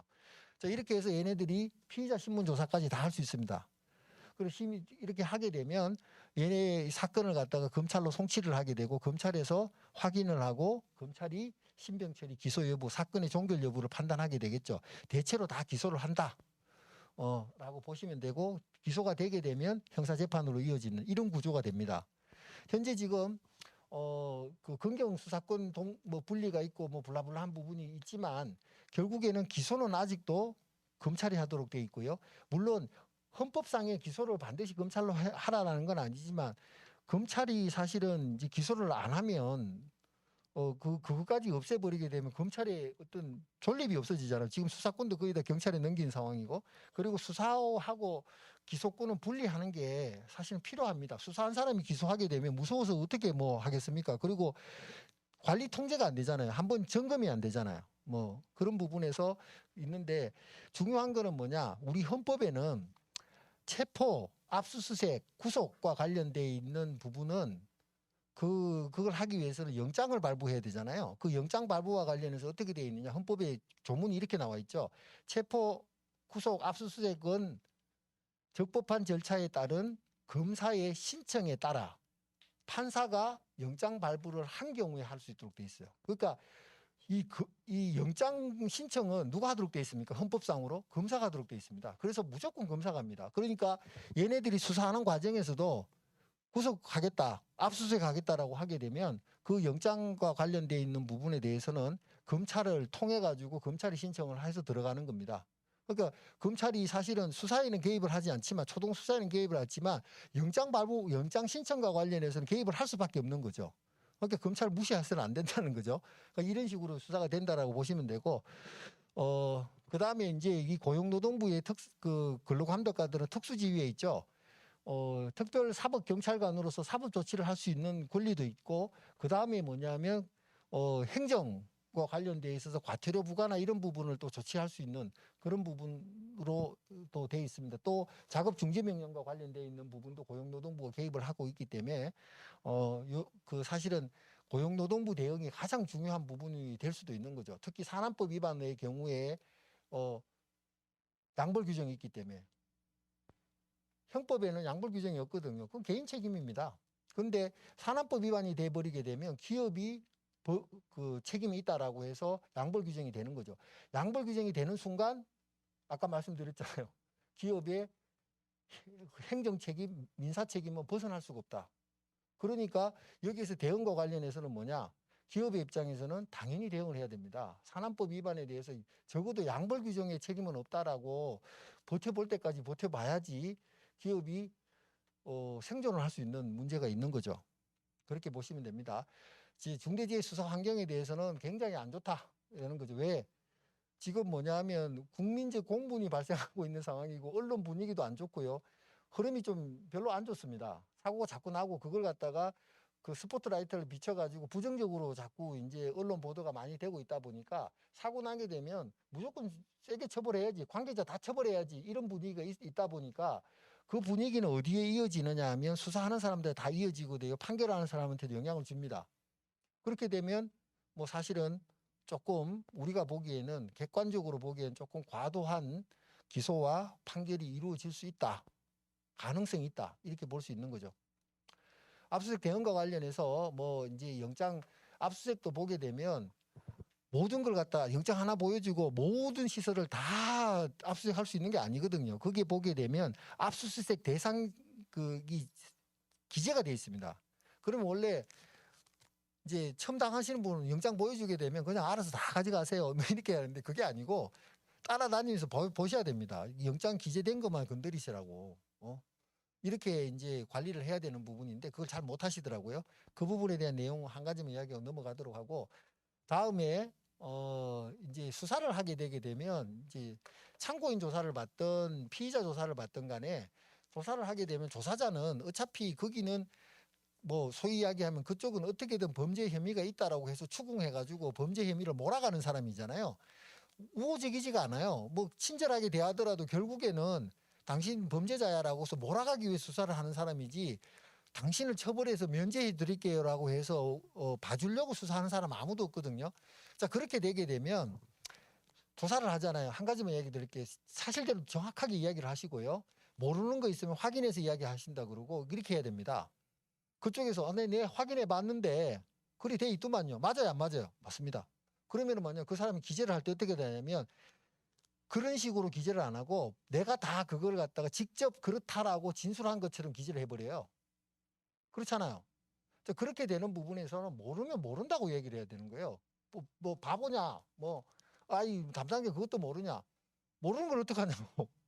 정확하게 모르는 거는 굳이 자기가 추정을 해서 뭐 맞을 겁니다, 뭐 이런 식으로 이야기하는 건 저는 바람직하다고 하지 않다고 보이고요. 그 다음에 자기는 찰떡같이 이야기를 했는데 사실은 조서 기재는 달리 돼 있는 경우들이 저는 허다하게 봤습니다. 저 그것 때문에 막 그 수사한 경찰관하고 맥살 잡고 이 새끼 저 새끼가 싸운 적도 있는데, 아니 뭐 변호사가 왜 개입하냐고, 본인이 지금 사인하려고 그러는데 왜 막냐고. 그래서 자기가 진술을 그렇게 안 했는데 그렇게 기재돼 있으니까 확인해 보라고, 당신 진술한 거 그대로 돼 있는지 확인해 보라고. 내가 그 이야기 한 게 뭐가 잘못이냐 그랬더만 나가라고, 수사 방해했다고, 뭐 공무집행 방해로 기소할 뭐 하라고 뭐 이렇게 했는데, 그 부분은 본인들 권리입니다. 다들 그런 얘기 하잖아요. 우리 언론 보도를 보다 보게 되면 그러니까 피신 받는 시간은 4시간이었는데 조서 회람해서 열람해가지고 확인받는데 5시간 걸렸다. 그 사람 똑똑한 사람입니다. 그래 해야 되는 거예요. 그러니까 우리는 뭐냐면 이런 거죠. 수사받게 가게 되면 참 그 자리 피하고 싶고 막 진짜 싫은 거죠, 그 자리가. 그럼 조사 끝났다. 자, 기재해놨는데 당시 이야기하는 거 그대로 기재했으니까 확인하시고 서명 날인하고 간인 찍고 가세요라고 하게 되면 빨리 누구나 사람은 다 동일합니다. 빨리 그냥 사인하고 벗어나고 싶은 건데 그 순간을 참아야 됩니다. 진짜 이거는 제대로 내가 이야기한 대로 기재가 되어 있는지 확인하고 잘못되어 있는 거는 수정해 달라 그러고 변경해 달라 그래야 됩니다. 그건 권리고 그거를 요구를 했을 때 반드시 들어줘야 됩니다. 수사자는. 그래서 그런 부분에서 이 진술과 관련해서 그 부분을 이제 조심하시라는 거고요. 또 우리 회사에 계신 분들은 또 이런 일이 너무 많아요.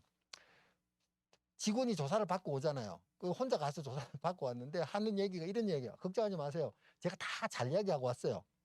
어? 잘 얘기가 걱정하지 마세요. 그래? 그렇게 해서 이제 잘 얘기했다고 해서 걱정을 안 해. 그분 이야기 믿지 마세요. 나중에 그 조서 회람 해보면 그 사람이 다 자백해 놓은 경우가 너무 많아요. 제가 그래서 어떤 분은 심지어 이런 거예요. 저보고 이제 자기는 무죄라는 거야. 변론을 해달라는 거야. 알겠습니다. 해서 뭐 준비하고 이제 기록 열람 등사를 받아가지고 또 보니까 다 자백을 해놨네. 그걸 보여줬더니 제 앞에서 울더라고요.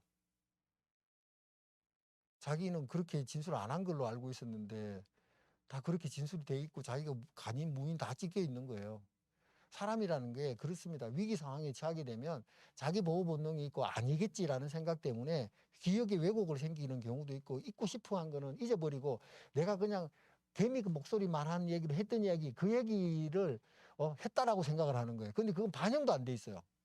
이런 부분이 너무 많아서 사실은 회사 입장에서는 어떤 그 사고 조사에 대한 대응과 관련해서 개인의 어떤 진술에 갔다 와서 이야기하는 걸 100% 신뢰해서는 안 된다는 거. 그게 의심을 가지고 또 준비를 하고 대응을 하실 필요가 있다. 그 정도로 말씀드리고 넘어갈게요.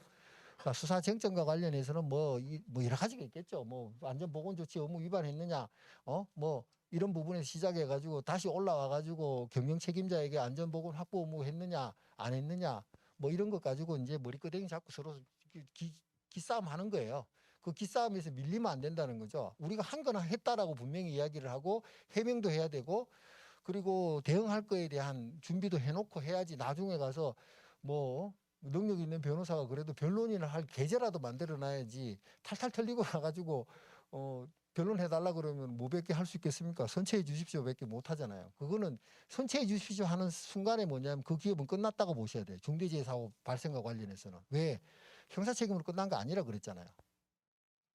행정 제재 받고 이렇게 되면 그 기업은 뭐 어차피 저거 할 수밖에 없는 상황이라서 위기에 빠질 수밖에 없는 상황이라서 이런 내용도 다 이제 하고요. 그 다음에 이런 질문을 하도 받아서 제가 말씀드린 거예요. 개인 형사 사건에서 변호사 비용을 회사가 지원해도 되나?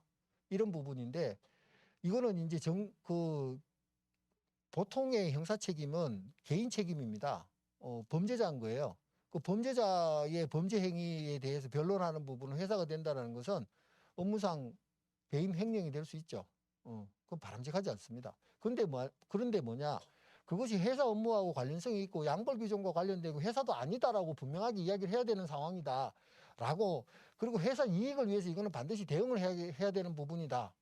근데 본인이 돈이 없어서 대응 못하겠다, 나 포기하겠어라고 하고 있으니까 회사가 그건 뭐 회사 차원에서 하자라고 하는 부분이다라면 그건 가능하다라는 거예요. 근데 이거는 뭐냐면 결과론이 될 수 있다라는 거예요. 무죄가 되게 되면 아무 문제가 안 되죠. 그죠?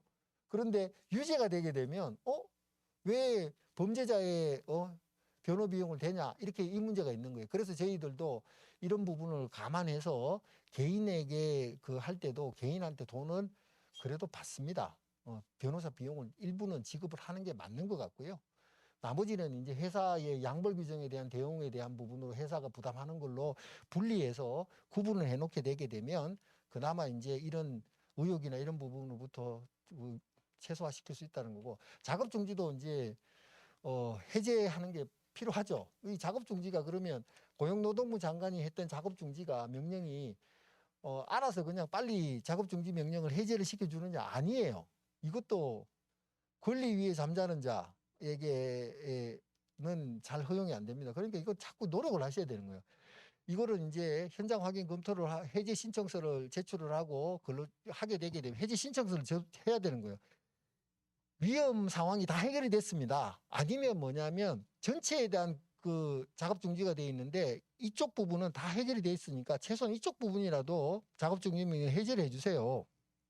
라는 내용 신청서를 내게 되면 현장 확인 및 검토를 통해 가지고 심의회를 열어서 결정을 하게 되는 이런 절차가 있기 때문에 이런 부분도 적극적으로 노력을 하시라는 얘기고요. 작업중지 근로감독 관련 고려사항도 한번 읽어보시기 바랍니다. 자, 그 다음부터는 이제 행정제재로 넘어갈게요. 건설산업기본법상의 영업정지를 하도록 되어 있죠. 보시게 되면 산안법에 따라서 중대재해 발생시킨 건설사업자에 대해서는 이제 중요한 부분은 뭐냐? 고용노동부 장관이 영업정지를 요청을 해야 돼요. 건설산업법에 따르는 건산법에 따르는 이제 중대재해 영업정지는 고용노동부 장관의 요청이 있어야 됩니다. 그러면 고용노동부 장관의 요청을 거의 할까요? 대부분 합니다. 요새는 거의 다 요청합니다. 그 요청이 오게 되면 누가 하죠? 이거 누가 이 영업정지 처분을 할까요? 우리 본점 소재지에 관할하고 있는 시도지사가 합니다. 그러니까 만약에 서울에 계시게 되면 본점 소재지가 서울이잖아요. A 그 건설사가. 그리고 그 건설사에 대한 영업정지가 하게 되면 그 영업정지 처분을 누가 내리냐면 서울시장이 합니다. 서울특별시장이. 경기도에 있으면 경기도지사가 합니다. 자, 거기에서 이제 그 청문 절차를 거쳐가지고 진행을 하게 될 텐데요. 내용을 보시게 되면 2명 이상의 사망한 경우에는 1차에 그 한 번 한 경우에 3개월인데 여기에서 차수의 구분은 최근 1년간을 기준으로 합니다. 최근 1년 동안 첫 번째 중대재해가 발생하게 되면 3개월, 2명 사망의 경우, 만약에 두 번째 발생하게 되면 역시 3개월, 3개월 이렇게 되는, 그게 다 동일하게 돼 있는 상황인데 뭐 동일한 내용을 왜 적어놨는지 모르겠는데 하여튼 이런 식으로 차수별로 구분하도록 돼 있는데 여기에서는 사망사고와 관련해서는 동일하게 하고 있다. 1년 기준으로. 그 다음에 건산법상의 공공건설공사 하도급 참여 제한을 하도록 되어 있는데요. 이건 이제 주체는 뭐냐면 국토교통부 장관이 합니다. 여기 보시게 되면 나와 있죠. 산안법으로 중대재해 발생한 사업장으로서 해대 중대 발생 연도에 그 평균 재율 이상인 경우나 아니면 연간 2명 이상 발생한 사업장 이런 경우에 차수에 나눠서 이거는 이 차수는 5년 단위로 이 차수의 계산을 하게 된다라는 부분이고 이 처분을 부과받게 되게 되면 모든 공공건설공사의 하도급 업체로도 참여를 못하게 되는 그런 부분입니다. 공공건설공사의 하도급에 참여를 못하는 것이지 민간 공사의 하도급 참여는 얼마든지 되겠죠. 뭐 그렇게 이해하시면 될 것 같고요. 그 다음에 건설기술진흥법상의 영업정비 가진금은 조금 더 복잡하게 되어 있습니다. 그래서 재산상 손해를 발생을 위해 하는 부분으로 해서 돼 있고 특히 이제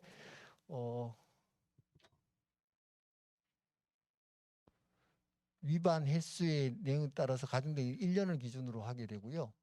사람에게 위해를 끼친 경우 주요 구조부의 붕괴로 사람에게 위해를 끼친 경우 영업정지 12개월 하도록 돼 있죠. 다음에 건설기계 관리법상의 사업정지 등록 취소의 경우에도 2년 기준으로 해서 그 중대재해가 발생한 경우에 사업정지 30일부터 등록 취소까지 하도록 되어 있습니다. 그 다음에 국가계약법상의 입찰 참가 자격 제한 처분을 보게 되면 동시에 2명 이상의 근로자가 사망한 경우로 되어 있죠. 그래서 이것도 2021년도에 금년에 개정을 해서 제재 수위를 높여버렸습니다. 2배로 높였습니다. 그래서 원래는 이게 6개월짜리로 제가 기억을 했는데 이게 지금 2명 사망하게 되면 1년 입찰 참가 자격 제한을 하도록 그렇게 바꿔놨죠. 그런데 그 지방계약법령은 아직 개정이 안 됐습니다. 그래서 이쪽은 이제 5개월 이상 7개월 미만으로 돼 있죠. 이것도 아마 조만간 지방계약법령도 개정을 해서 국가계약법의 제재 수위에 맞출 거라고 예상이 됩니다. 그리고 지금 2명 기준으로 되어 있는 것도 1명 내지 이렇게 더 확대가 될 가능성이 높아 보이고요. 그래서 관련 법령 개정 추진 현황을 제가 한번 살펴보니까 건설안전특별법안이 국회에 상정이 되어 있고 여기는 1인 사망 시에도 영업정지가 가능하도록 되어 있습니다. 그리고 다수의 건산법 개정안이 국회에 지금 산정이 되어 있는데 대부분 어떤 내용이냐 불법 하도급에 대한 내용들이 많고요. 하도급 적정성 심사 강화하고 행정제재 강화하고 징벌적 손해배상 도입하는 내용들로 되어 있더라고요. 그래서 그중에 몇몇 법안들은 당연히 통과가 되지 않을까 뭐 그렇게 예상해 보고요. 그 다음에 국가계약법령이나 지방계약법령도 중대재해 제재 확대 강화를 지금 추진하고 있는 것으로 보입니다. 그 다음에 계약예규와 관련해서는 12월 1일자로 그 이제 중대재해에 관련돼 있는 1차적인 어떤 안전 강화에 대한 기준을 도입을 하고 뭐 이런 부분들로 돼 있는데 추가적인 개정도 내년 상반기에 분명히 있을 걸로 보입니다. 그리고 그 밖에 개별 법령 개정인데 여기서 예의주시해야 될 부분은 건설안전특별법과 전기공사업법이 될 겁니다. 전기공사업법에 대한 그 추가 개정도 저는 얼마든지 가능한 사안이라 되고 누군가가 그 부분에 대해서 국회의원실에 있는 뭐 보좌관이나 누구 한 사람만 이것도 좋은 우리 위원님의 실적이 될 것 같다라고 하게 되면 얼마든지 만들 수 있는 거고 거기에 대해서는 동의받는 거는 거의 뭐 식은 죽 먹기가 아닐까 싶습니다. 왜냐하면 영업정지 규정이 없잖아요. 처벌 규정이. 그 전기공사법에도 중대재해 발생하면 영업정지해야 된다라고 이야기하는데 누가 반대하겠습니까? 그런 부분으로 이해하시면 될 것 같고요. 자, 그 다음에 Q&A와 관련해서 간단하게 말씀드릴게요. 대표이사가 경영 책임자에서 제외될 가능성이 있느냐? 기본적으로 저는 없다고 봅니다. 없다고 봅니다. 왜냐하면 조직과 예산을 다루고 결정하는 의사결정권자인 경영 책임자가 배제되기는 어렵다. 불가능하다라고 보는데 예외적인 부분이 하나 있습니다. 대표적인 기업을 하나 꼽아 볼게요. 꼽아도 되나? 뭐 그냥 말씀드릴게요. 뭐 예를 들자면 뭐 현대로템 같은 경우에 보게 되면 발전 저게 있잖아요. 그 철도 부분이 있고 그 다음에 중기 부분이 있고 그 다음에 플랜트가 있어요. 그 사업장이 다 사업자 등록도 따로 돼 있고 조직과 인력과 예산도 다 별도로 합니다. 근데 하나의 법인으로 돼 있어요. 자, 이런 경우에 만약에 플랜트에서 사고가 났다라고 했을 때 대표이사가 다 책임져야 되느냐? 근데 대표이사 입장에서는 미안한데 플랜트에 대한 조직 예산과 이런 부분은 별도로 그 플랜트 사업본부장이 다 자기가 관할하는 것이 나는 거기에 대해서 관여하지 않습니다라고 했을 경우에 그 대표이사도 단순히 그 사람이 CEO로 돼 있다는 이유만으로 처벌을 해야 되느냐에 대한 질문을 하니까 그에 대해서는 그런 경우라면 그 대표이사가 실제로 그 플랜트 사업 부문에 조직 예산과 이런 부분을 다루는 사람은 아니기 때문에 그럴 경우에 경영 책임자는 그 플랜트 사업 본부장으로 볼 수 있다라고 이제 이야기하는 걸로 봐서는 이제 그런 식으로 업무 구분은 될 수 있을지언정 우리 소규모 뭐 중소기업이라든지 뭐 중견기업의 입장에서 그런 식의 어떤 완벽하게 별도의 딴 주머니 차고 있는 거를 대표이사가 허용하는 경우는 없잖아요. 그렇다라고 하게 되면 대표이사는 경영 책임자에서 제외될 가능성은 없다라고 보죠. 그래서 그러면 안전 전담 조직 두고 뭐 이렇게 하는 건 의미가 없는 거 아닙니까? 왜 의미가 없을까요? 의미가 있는 거죠. 왜 의미가 있냐면 경영 책임자에서 그런 전담 조직을 뒀다고 해서 경영 책임자에서 벗어나는 건 아니고요. 그런 전담 조직을 통해서 제대로 된 안전보호군 관리 체계를 구축하고 시스템을 운영하고 있기 때문에 확보 의무를 게을리하지 않았다라는 걸 보여주기 위한 겁니다. 그렇게 이해를 하셔야 되는 거죠. 우리가 뭐 어떤 규정을 만들고 나름의 어떤 노력을 한다라는 것은 경영 책임자가 에서 대표이사는 경영 책임자가 아니다라는 부분으로 회피하려고 그러는 게 아니라 대표이사가 제대로 안전보건 확보 의무를 하기 위해서 이런 체계를 구축하고 이런 전문성 있는 식으로 운영을 하고 있는 겁니다. 그래서 이 확보 의무에 관련해서 우리는 게을리한 게 없습니다라고 그 부분을 항변하고 이제 변론하기 위해서 만드는 거다 이렇게 이해하시면 될 것 같고요. 지배 운영 관리와 관련해서는 내용을 보게 되면 결국에는 산안법상에서 이야기하고 있는 뭐 그런 부분으로 돼야 되지 않을까 싶은데 결국에 도급인이 지배 운영 관리할 책임이 있느냐. 실제로 관리 책임이 있다라고 보여지게 되면 인정될 가능성이 높다. 이렇게 아주 좀 뭐 저로서도 좀 추상적으로 이야기할 수밖에 없는데 구체적인 사안에 따라서 지배 운영 관리를 했느냐 안 했느냐에 대한 부분이 논란이 될 겁니다. 대표적인 게 저는 이렇게 볼 수 있는 거죠. 도급인이 수급인 예를 들자면 원청이 하청한테 넘기면서 원청이 실질적 지배 운영 관리는 안 했다. 자기 공사 현장에서 하청업체 직원들이 와서 일하는데 나는 실질적 지배 운영 관리를 한 게 아니다라고 항변해봤자 누가 믿어주겠습니까? 그거는 뭐 빠져나갈 수 없는 거고 발주자가 시공사에게 일을 맡겼는데 자기가 직감을 한 경우에는 실질적 지배 운영 관리한 겁니다. 감독과 검사를 하고 했다라고 하게 되면 맞는데, 만약에 발주자가 건설사업관리를 시공책임령 건설사업관리를 통으로 건설사업관리자에게 맡겨버렸다 할 경우에는 그 공사 현장에 대한 부분은 실질적 지배 운영 관리를 발주자가 했는 걸로 볼 거냐, 아니면 건설사업관리자가 한 걸로 볼 거냐. 저는 건설사업관리자가 한 걸로 봐야 될 소지가 크다. 발주자는 실질적 지배 운영 관리라고 하기는 부족하고 단순한 주문자에 불과하다. 따라서 발주자는 그 실질적 지배 운영 관리를 한 자가 아니다라고 평가할 수 있다고 봅니다. 그러니까 이런 거죠. 이런 부분으로 사안에 따라서 그 이제 분석을 해야 되는 거다. 이렇게 이해하시면 될 것 같습니다. 중대재해 발생 시 면책 가능성은 전혀 없는지, 전혀 없으면 제가 이 자리에 있으면 안 되겠죠. 있다라는 거죠. 적어도 사고가 나면, 저는 이제 대한민국이 진짜 올바른 나라가 되기 위해서는 이런 경우 있을 수 있다고 봅니다.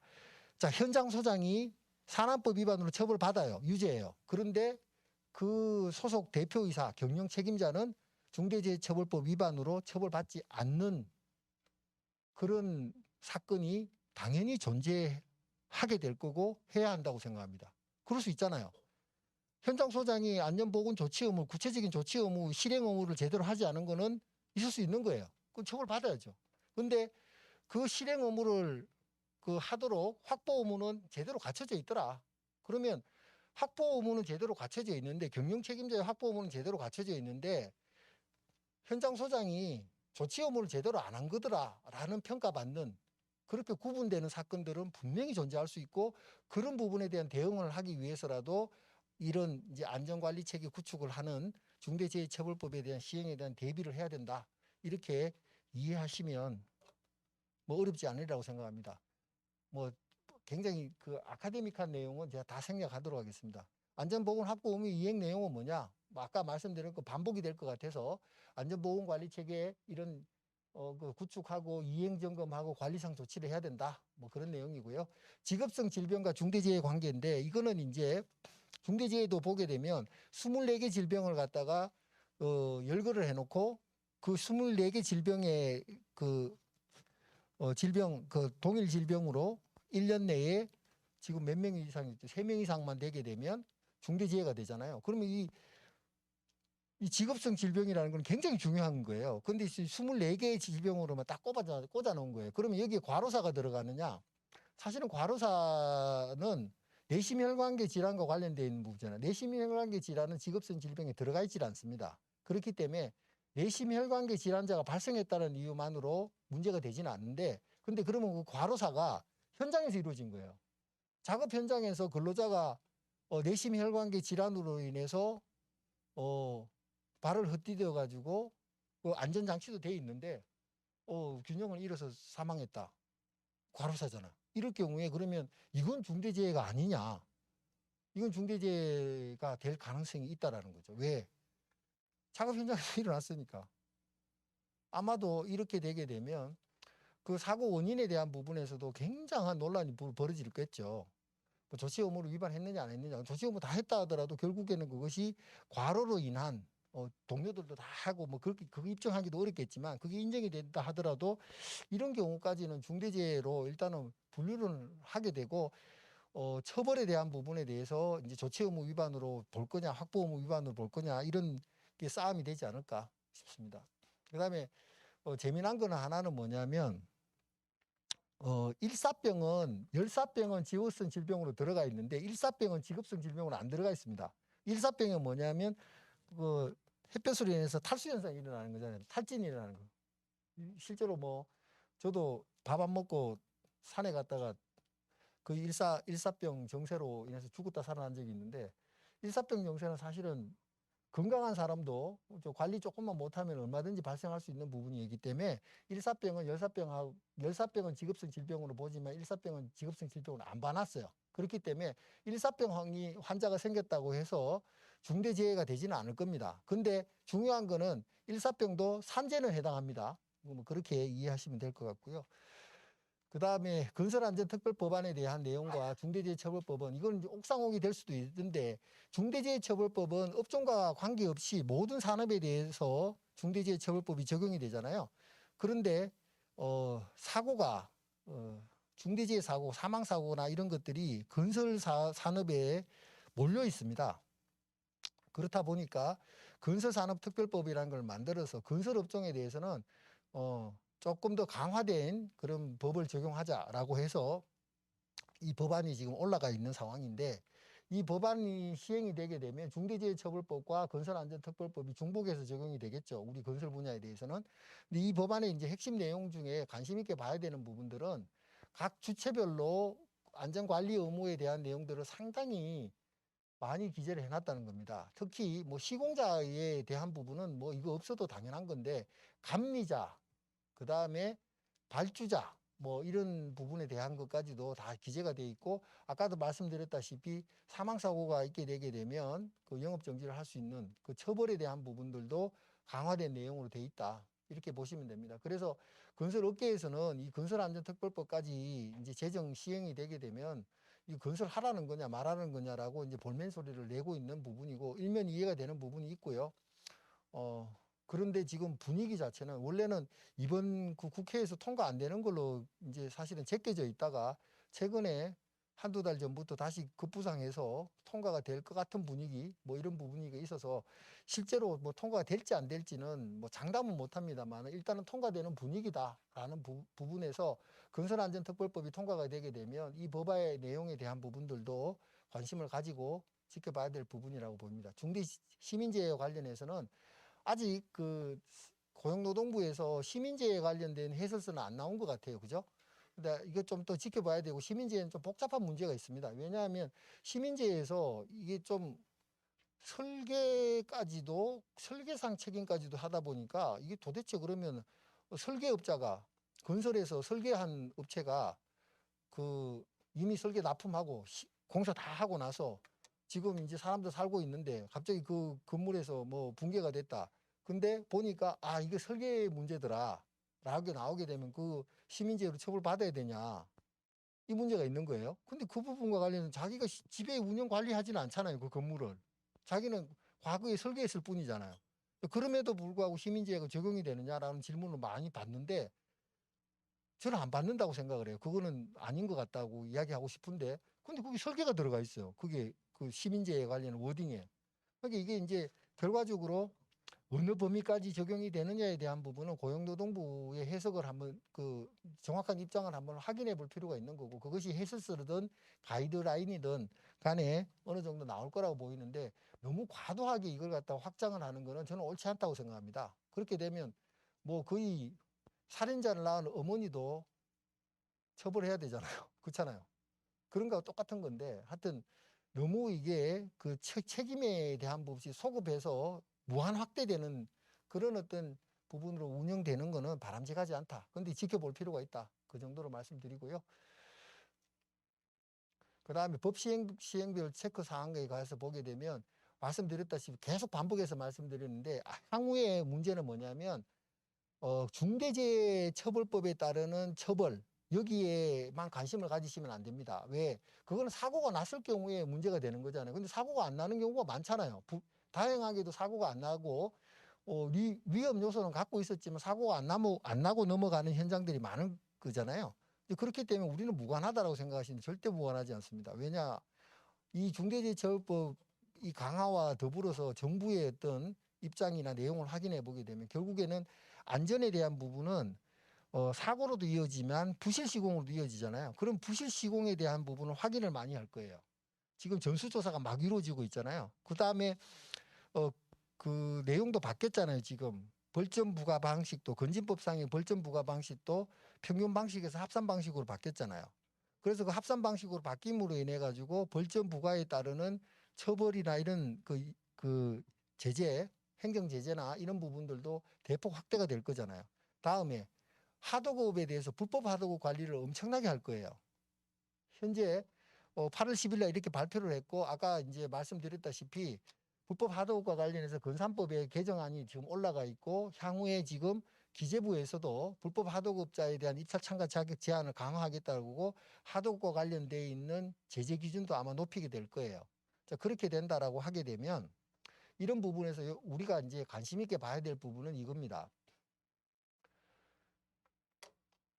자, 기본적으로 이제 오늘 했던 내용을 하나로 요약을 하게 되면 대체로 병업체에서 하청업체에서 사망사고가 많이 나게 되는데 사망사고가 나게 되게 되면 병업체의 그 경영 책임자 대표이사는 중대재해처벌법 위반의 주요 혐의자가 되겠죠. 그럼 여기서 끝나는 것이 아니라 시공사한테도 올라오게 될 것이고 또 그것이 시공사에만 또 끝나는 게 아니라 발주자에까지 올라올 수 있는 건데 이 관계에서 가장 중요한 것은 실질적 지배 운영 관리를 했느냐, 의리했느냐, 갑도했느냐 이런 거에 따라서 을과 갑까지도 계속해서 올라올 수 있다라는 부분으로 말씀드린 거고 자, 그런 측면에서 이제 각 주체별로 여러 가지 노력을 하게 될 거예요. 발주자들은 그 민간 발주를 하시는 분들도 참고하실 필요가 있는 것이 저는 이제 중요한 것만 딱 표시를 해놨는데 해당 공사의 수행에 필요한 적절한 공사비하고 공사 기간을 확보를 하고 보장을 해줘야 될 거고요. 다음에 내가 이걸 직접 발주할 것인지 소위 이야기하는 조금이나 그 위험의 분산을 하기 위해서 책임 감리를 할 건지 기본적으로 이건 하셔야 될 것 같아요. 책임 감리와 책임 시공은 발주자 입장에서 무조건 해야 될 것 같아요. 그래야지 어떤 사고로부터 이게 감리하고 시공사의 문제다라고 본인은 면피하기 위한 최소한의 기본적인 부분은 되기 때문에 그런 거고요. 그렇게 안 하고 직경직감할 경우에는 그 관리 감독을 굉장히 강화를 하는 부분으로 가야 될 거고 그다음에 입찰 및 계약 제도 강화가 될 겁니다. 적격 수급 선정 기준도 달라질 거고 낙찰자 결정 기준도 달라질 거고 계약상으로도 안전과 관련되어 있는 특약을 요구하는 경우들이 많을 거예요. 자, 이런 부분을 마련해서 자기들 입장에서는 최소한의 리스크를 해칭하겠다라는 부분일 거고 이행 과정에서는 사실상 시공사의 책임 없는 사유로 인해서 공기를 연장을 해야 되거나 추가 공사비를 줘야 될 경우에는 지금까지는 나 몰라라 하고 못 줘라고 했다라고 하게 되면 앞으로는 가급적이면 공기 연장도 해주고 공사 비용도 요구하는 공사 비용도 해주는 방향으로 해야 될 거다. 왜? 그거 안 해줬다고 사고 나게 되면 발주자의 책임으로 돌아올 가능성이 있기 때문에 이런 겁니다. 그럼 이걸 갖다가 역으로 뒤집게 되게 되면 시공사는 이걸 가지고 생각을 해야 된다는 거죠. 시공사는 어떻게 생각을 해야 되느냐? 결과적으로 시공사는 수주를 잘 하셔야 되는 거죠. 저가 수주 전략으로 일관해 왔다 그러면 이게 저가 수주를 통해 가지고 안전에 대한 확보가 전혀 안 된다. 나는 거의 뭐 교도소 담벼락 위에서 하더라도 저가 수주해서 영업할란다라고 하게 되면 관계없는데요. 아, 이건 좀 위험하다. 그리고 이거는 곧 터진다라고 할 경우에는 저가 수주는 바람직하지 않다라는 거고 뭐 일단은 안전관리자나 근로자들도 잘 챙기고 우수 인력을 확보하고 건강한 사람들 확보하는 게 굉장히 중요하겠죠. 그 다음에 이제 그 공동수급체 형성할 경우에도 그 책임 관계에 대한 업무 분장을 분명히 하는 것도 필요하고요. 그리고 가장 중요한 것은 절대 불법 하도급을 해서는 안 된다는 겁니다. 불법 하도급을 하게 되게 되면 이거는 방법이 없어요. 불법 하도급을 한 현장에서 사고가 났잖아요. 그거는 빼박입니다. 무조건 중대재해처벌법으로 처벌받게 될 거고요. 그 다음에 불법 하도급에 따른 책임도 엄청 강화가 될 거예요. 지금 건산법이 개정이 되게 되면 불법 하도급에 따르는 부분에 대한 손해배상이 10배까지 될 수도 있고요. 그 불법 하도급이라는 자체, 사고가 안 나더라도 그 자체로 처벌을 엄청나게 세게 강화하는 걸로 지금 바뀌고 있어요. 그러니까 불법 하도급은 안 된다. 뭐 이렇게 생각하시면 될 것 같고 그 다음에 공사 현장에서도 돌관 작업하시면 안 되고 적정 공기나 적정 비용이 필요하게 되면 요구를 해서 정당하게 공기 연장을 받고 공사 비용의 정액을 요청을 하는 식으로 관리를 하셔야 될 거고 나아가서 협력업체 관리와 관련해서도 발주자의 사고방식과 의식을 그대로 가지고 협력업체 선정에서도 유의를 하셔야 되는 거고 하도급을 하청을 주면서 사실은 그렇잖아요. 원청에서 하청을 줄 때는 비용을 갖다가 확 줄여서 주잖아요. 그 하도급 거래 금액의 적정성 심사가 앞으로 강화가 될 거예요. 그래서 하청 금액에 대한 부분도 제대로 공사를 할 수 있는 비용과 기간을 확보해 주는 식으로 하셔야지 안 그렇게 되게 되면 그 하청업체 사고 나게 되면 그 원청사는 100% 중대재해처벌법으로 처벌받게 됩니다. 이렇게 구조적으로 이해를 하셔야 된다는 거고 쟁점별로 보시게 되게 되면 간단하게 말씀드릴게요. 시간이 다 됐기 때문에 부실 시공과 관련해서 집중 관리를 벌점으로 이렇게 확대가 되고 이건 뭐 조사나 전수조사를 통해 가지고 많은 부분이 문제가 될 거라는 거고요. 2023년 1월 1일부터 평균 방식에서 합산 방식으로 전환이 됩니다. 그래서 이 합산 점수에 따라서 그 벌점 점수에 따라서 불이익이 추가가 되는데 그 불이익 내용을 보게 되면 PQ 신인도 감점을 하게 되고 입찰 참가 자격 제한 처분을 하게 되고 나아가서 주택법상 선분양이 제한됩니다. 어떤 뭐 건설사들은 세 번째 걸 제일 두려워하더라고요. 선분양 제한하게 되게 되면 재무 능력이 딸리게 되면 주택 사업을 못 하게 된다는 거예요. 그래서 이런 이제 부실 벌점에 따른 불이익이 엄청나기 때문에 부실 벌점, 그러니까 부실 시공을 최소화시켜서 벌점 관리를 해야 되는 부분들이 건설사의 하나의 과제가 될 거다라는 거고, 돌관 작업 앞으로 무조건 하시면 안 되고, 발주자의 영역에서는 돌관 작업을 승인을 안 해줄 겁니다. 절대로. 예, 그렇게 이해하시면 될 것 같고요. 그 다음에 하도급 관리. 지금 하도급과 관련해서는 금지 제한이 법령상으로 금지 제한된 부분이 있고 계약상으로 금지 제한되는 부분이 있는데, 앞으로는 계약상으로 하도급 금지 제한하는 그 사례들이 늘어날 것 같아요.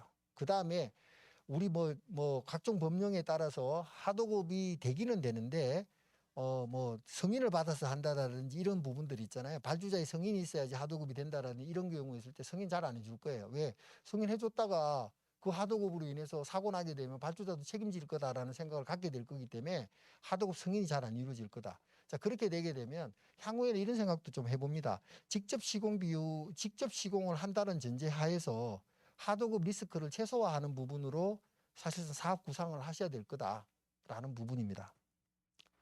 그 다음에 공동계약과 관련한 부분인데, 이 공동계약과 관련해서도 참 허탈한 내용들이 하나 있어요. 뭐냐면 공동수급체로 형성을 하잖아요. 그 발주를 하게 되면 공동이행 방식 공동수급체를 형성하게 되면 사실상 현장에서는 어떻게 됩니까? 주관사가 다 자기 마음대로 하잖아요. 그죠? 주관사 오야 마음이잖아요. 그러면 이제 구성원사들은 주관사가 시키는 대로만 합니다. 자, 그런데 제가 한 사례를 들어볼게요. 건강노후관 사건입니다. 하청업체 직원들이 들어가지 마라. 여기 위에 그 유해 가스가 차 있을 가능성이니까 들어가지 마라라고 현장 소장이 지시를 합니다. 그런데 하청업체 직원들이 어기고 들어가서 세 분인가 들어가가지고 두 명인가 들어가서 사망을 해버린 거예요. 자, 이래서 이걸 산안법 위반이다, 업무상 과실치사라고 기소가 돼가지고 했는데 1심에서 무죄 판결이 났습니다. 왜? 들어가지 마라 그러는 걸 들어간 걸 어떡합니까? 라고 우리는 안전관리 조치를 충분히 한 겁니다. 그 정도면. 이렇게 했는데 1심에서 무죄였는데 2심에서 유죄가 됐어요. 예, 유죄가 되면서 그 이제 기소가 된 사람은 현장 소장일 거잖아요. 그 현장 소장이 누굽니까? 공동수급체의 현장 소장이잖아요. 그 현장 소장은 어디 소속일까요? 대표사 소속이겠죠. 그죠? 대표사 소속의 현장 소장이 개인만, 그 한 사람만 기소가 됐는데, 양벌 규정으로는 구성원사들까지 포함해가지고 다 양벌 규정으로 기소가 된 거예요. 그래서 1심에서 무죄가 나니까 구성원사들도 뭐 어차피 무죄 났구나 이렇게 했는데 2심에서 유죄 판결이 나면서 양벌 규정으로 구성원사에 대한 부분까지도 법인 책임이 있는 걸로 난 거예요. 그러니까 상고심에서 아니 그 구성원사들은 그 안전관리 업무도 안 했습니다. 라고 이야기를 했는데 이미 늦었죠. 왜? 사실심이 지나버렸으니까. 그러니까 대법원에서 확정이 돼버린 거예요. 그러면 뭐예요? 대표사의 현장 소장이 산안법 위반으로 유죄가 된과 동시에 그 대표사 법인에 대한 양벌 규정되는 건 어느 정도 이해가 되는데 구성원사까지도 양벌 규정으로 처벌을 받아버린 거예요. 자, 그렇게 돼버리니까 양벌 규정으로 처벌받으면 어떻게 된다고요? 형사 책임만 끝나는 게 아니라 행정 책임 넘어간다고 그랬죠. 영업정지 처분이 떨어진 거예요. 이 구성원사에 대해서. 그래서 이 영업정지 처분이 위법하다라고 소송을 했는데 법원의 입장이 뭐예요? 위법하지 않다라는 거예요. 왜? 이유는 이렇게 이야기를 하는 거예요. 사실은 판결 이유에서는 이렇게 밝혔지만 내용은 뭐냐면 형사 책임이 인정이 되어 있는데 어찌 행정 책임이 없냐 이런 취지겠죠. 근데 형사 책임에서 워딩은 어떻게 돼 있었냐면 이 현장 소장은 그 공동수급체 대표사만을 위해서 일하는 게 아니라 그 현장에서는 공동수급체 전원을 위해서 일을 했기 때문에 그 이익을 향유하고 있기 때문에 그 구성원사도 책임이 있다라는 거예요. 그래서 그 영업정지도 적법하다라고 판시를 했습니다. 근데 그게 말이 안 되는 게 그거는 건산법의 규정이 어떻게 되어 있냐면 관련 규정을 찾아보게 되면 공동 그 계약과 관련해서는 실제 책임이 있는 자, 그 사고에 실제 책임이 있는 구성원사만을 골라서 하도록 돼 있어요. 그러면 그 책임이 있는 자는 누구냐 하면 그 현장 소장을 두고 있는 대표사가 되겠죠. 그 대표사는 뭐 양벌 규정에 의해서 처벌도 받고 행정 제재도 받는 거는 어쩔 수 없는 거예요. 근데 구성원사까지도 자기는 사실은 대표사의 현장 소속 직원인 현장 소장에 대해서 구성원사가 개입할 수 있습니까? 업무를 지시할 수 있습니까? 관리 감독을 할 수 있습니까? 언감생심이죠. 말도 안 되는 거잖아요. 그럼에도 불구하고 구성원사가 책임을 지도록 돼 있고 그것이 대법원에서 확정이 돼 버렸어요. 이 사건에서 제가 교훈을 하나 말씀드리게 되면, 자, 구성원사로 어디에 들어가게 되면 업무 분장을 분명히 하고 안전적인 책임의 관계에도 분명히 하시라. 그 다음에 사고가 나게 되면 형사 대응과 관련해서도 독립적으로 하시라는 거예요. 이 사건에서 문제는 뭐냐면 최초 형사사건 대응을 대표사가 선임한 로펌에다가 그냥 통으로 맡겨버렸어요. 그렇게 돼 보니까 대표사의 변론만 했겠지. 그죠? 그 1심에서 무죄되니까 또 잘 됐다고 생각했겠죠. 근데 결과적으로 어떻게 됐습니까? 그게 유죄가 된과 동시에 구성원사는 그냥 종속병수로 따라서 다 유죄가 돼버리고 그걸로 인해서 영업정지 받고 엄청난 위기를 겪고 있는 거예요, 지금. 자, 그렇게 되니까 공동이행 방식, 공동수급체든 공동계약을 체결할 경우에 이런 사고가 날 경우에 대비를 해가지고 안전업무와 관련된 분장관계를 분명히 하고 사고가 났을 경우에는 내가 실제로 그 부분에 대해서는 개입할 수 없고 어쩔 수 있는 부분이 아닙니다. 그래서 수사기관에다가도 초기 대응을 잘 해서 기소가 아예 안 되도록 하는 게 중요하고요. 설령 기소가 돼서 진행이 되더라도 형사 변론을 잘 해야 되는 거고요. 그 다음에 행정사건에 대해서도 그에 일관해서 나는 실제 책임이 있는 내가 아닙니다. 내가 할 수 있는 게 없습니다. 라고 해명을 해서 빠져나와 줘야 되는 거고, 그게 안 된다라고 하게 되면 사실은 이 공동계약 리스크는 너무 큰 거예요. 지금 공동계약 리스크는 이런 중대재해를 떠나서도 기본적으로 뭡니까? 문제가 생기게 되면 부실업체 하나만 만나게 되게 되면 잔존구성원이 그 부실을 떠안아야 되는 구조잖아요. 대법원 전원합의체 판결에 따라서. 그래서 공동이행 방식의 공동계약을 체결함에 있어서는 이런 중대재해 리스크까지 고려해서 그 대비를 하셔야 된다라는 정도로 말씀을 드리고, 오늘 제 강의는 여기에서 마치도록 하겠습니다. 그 강의는 일단 마치고요. 혹시 뭐 꼭 질문을 하시겠다라고 하시면 저한테 개인적으로 하셔서 질문하시면 되겠습니다. 경청해 주셔서 감사합니다.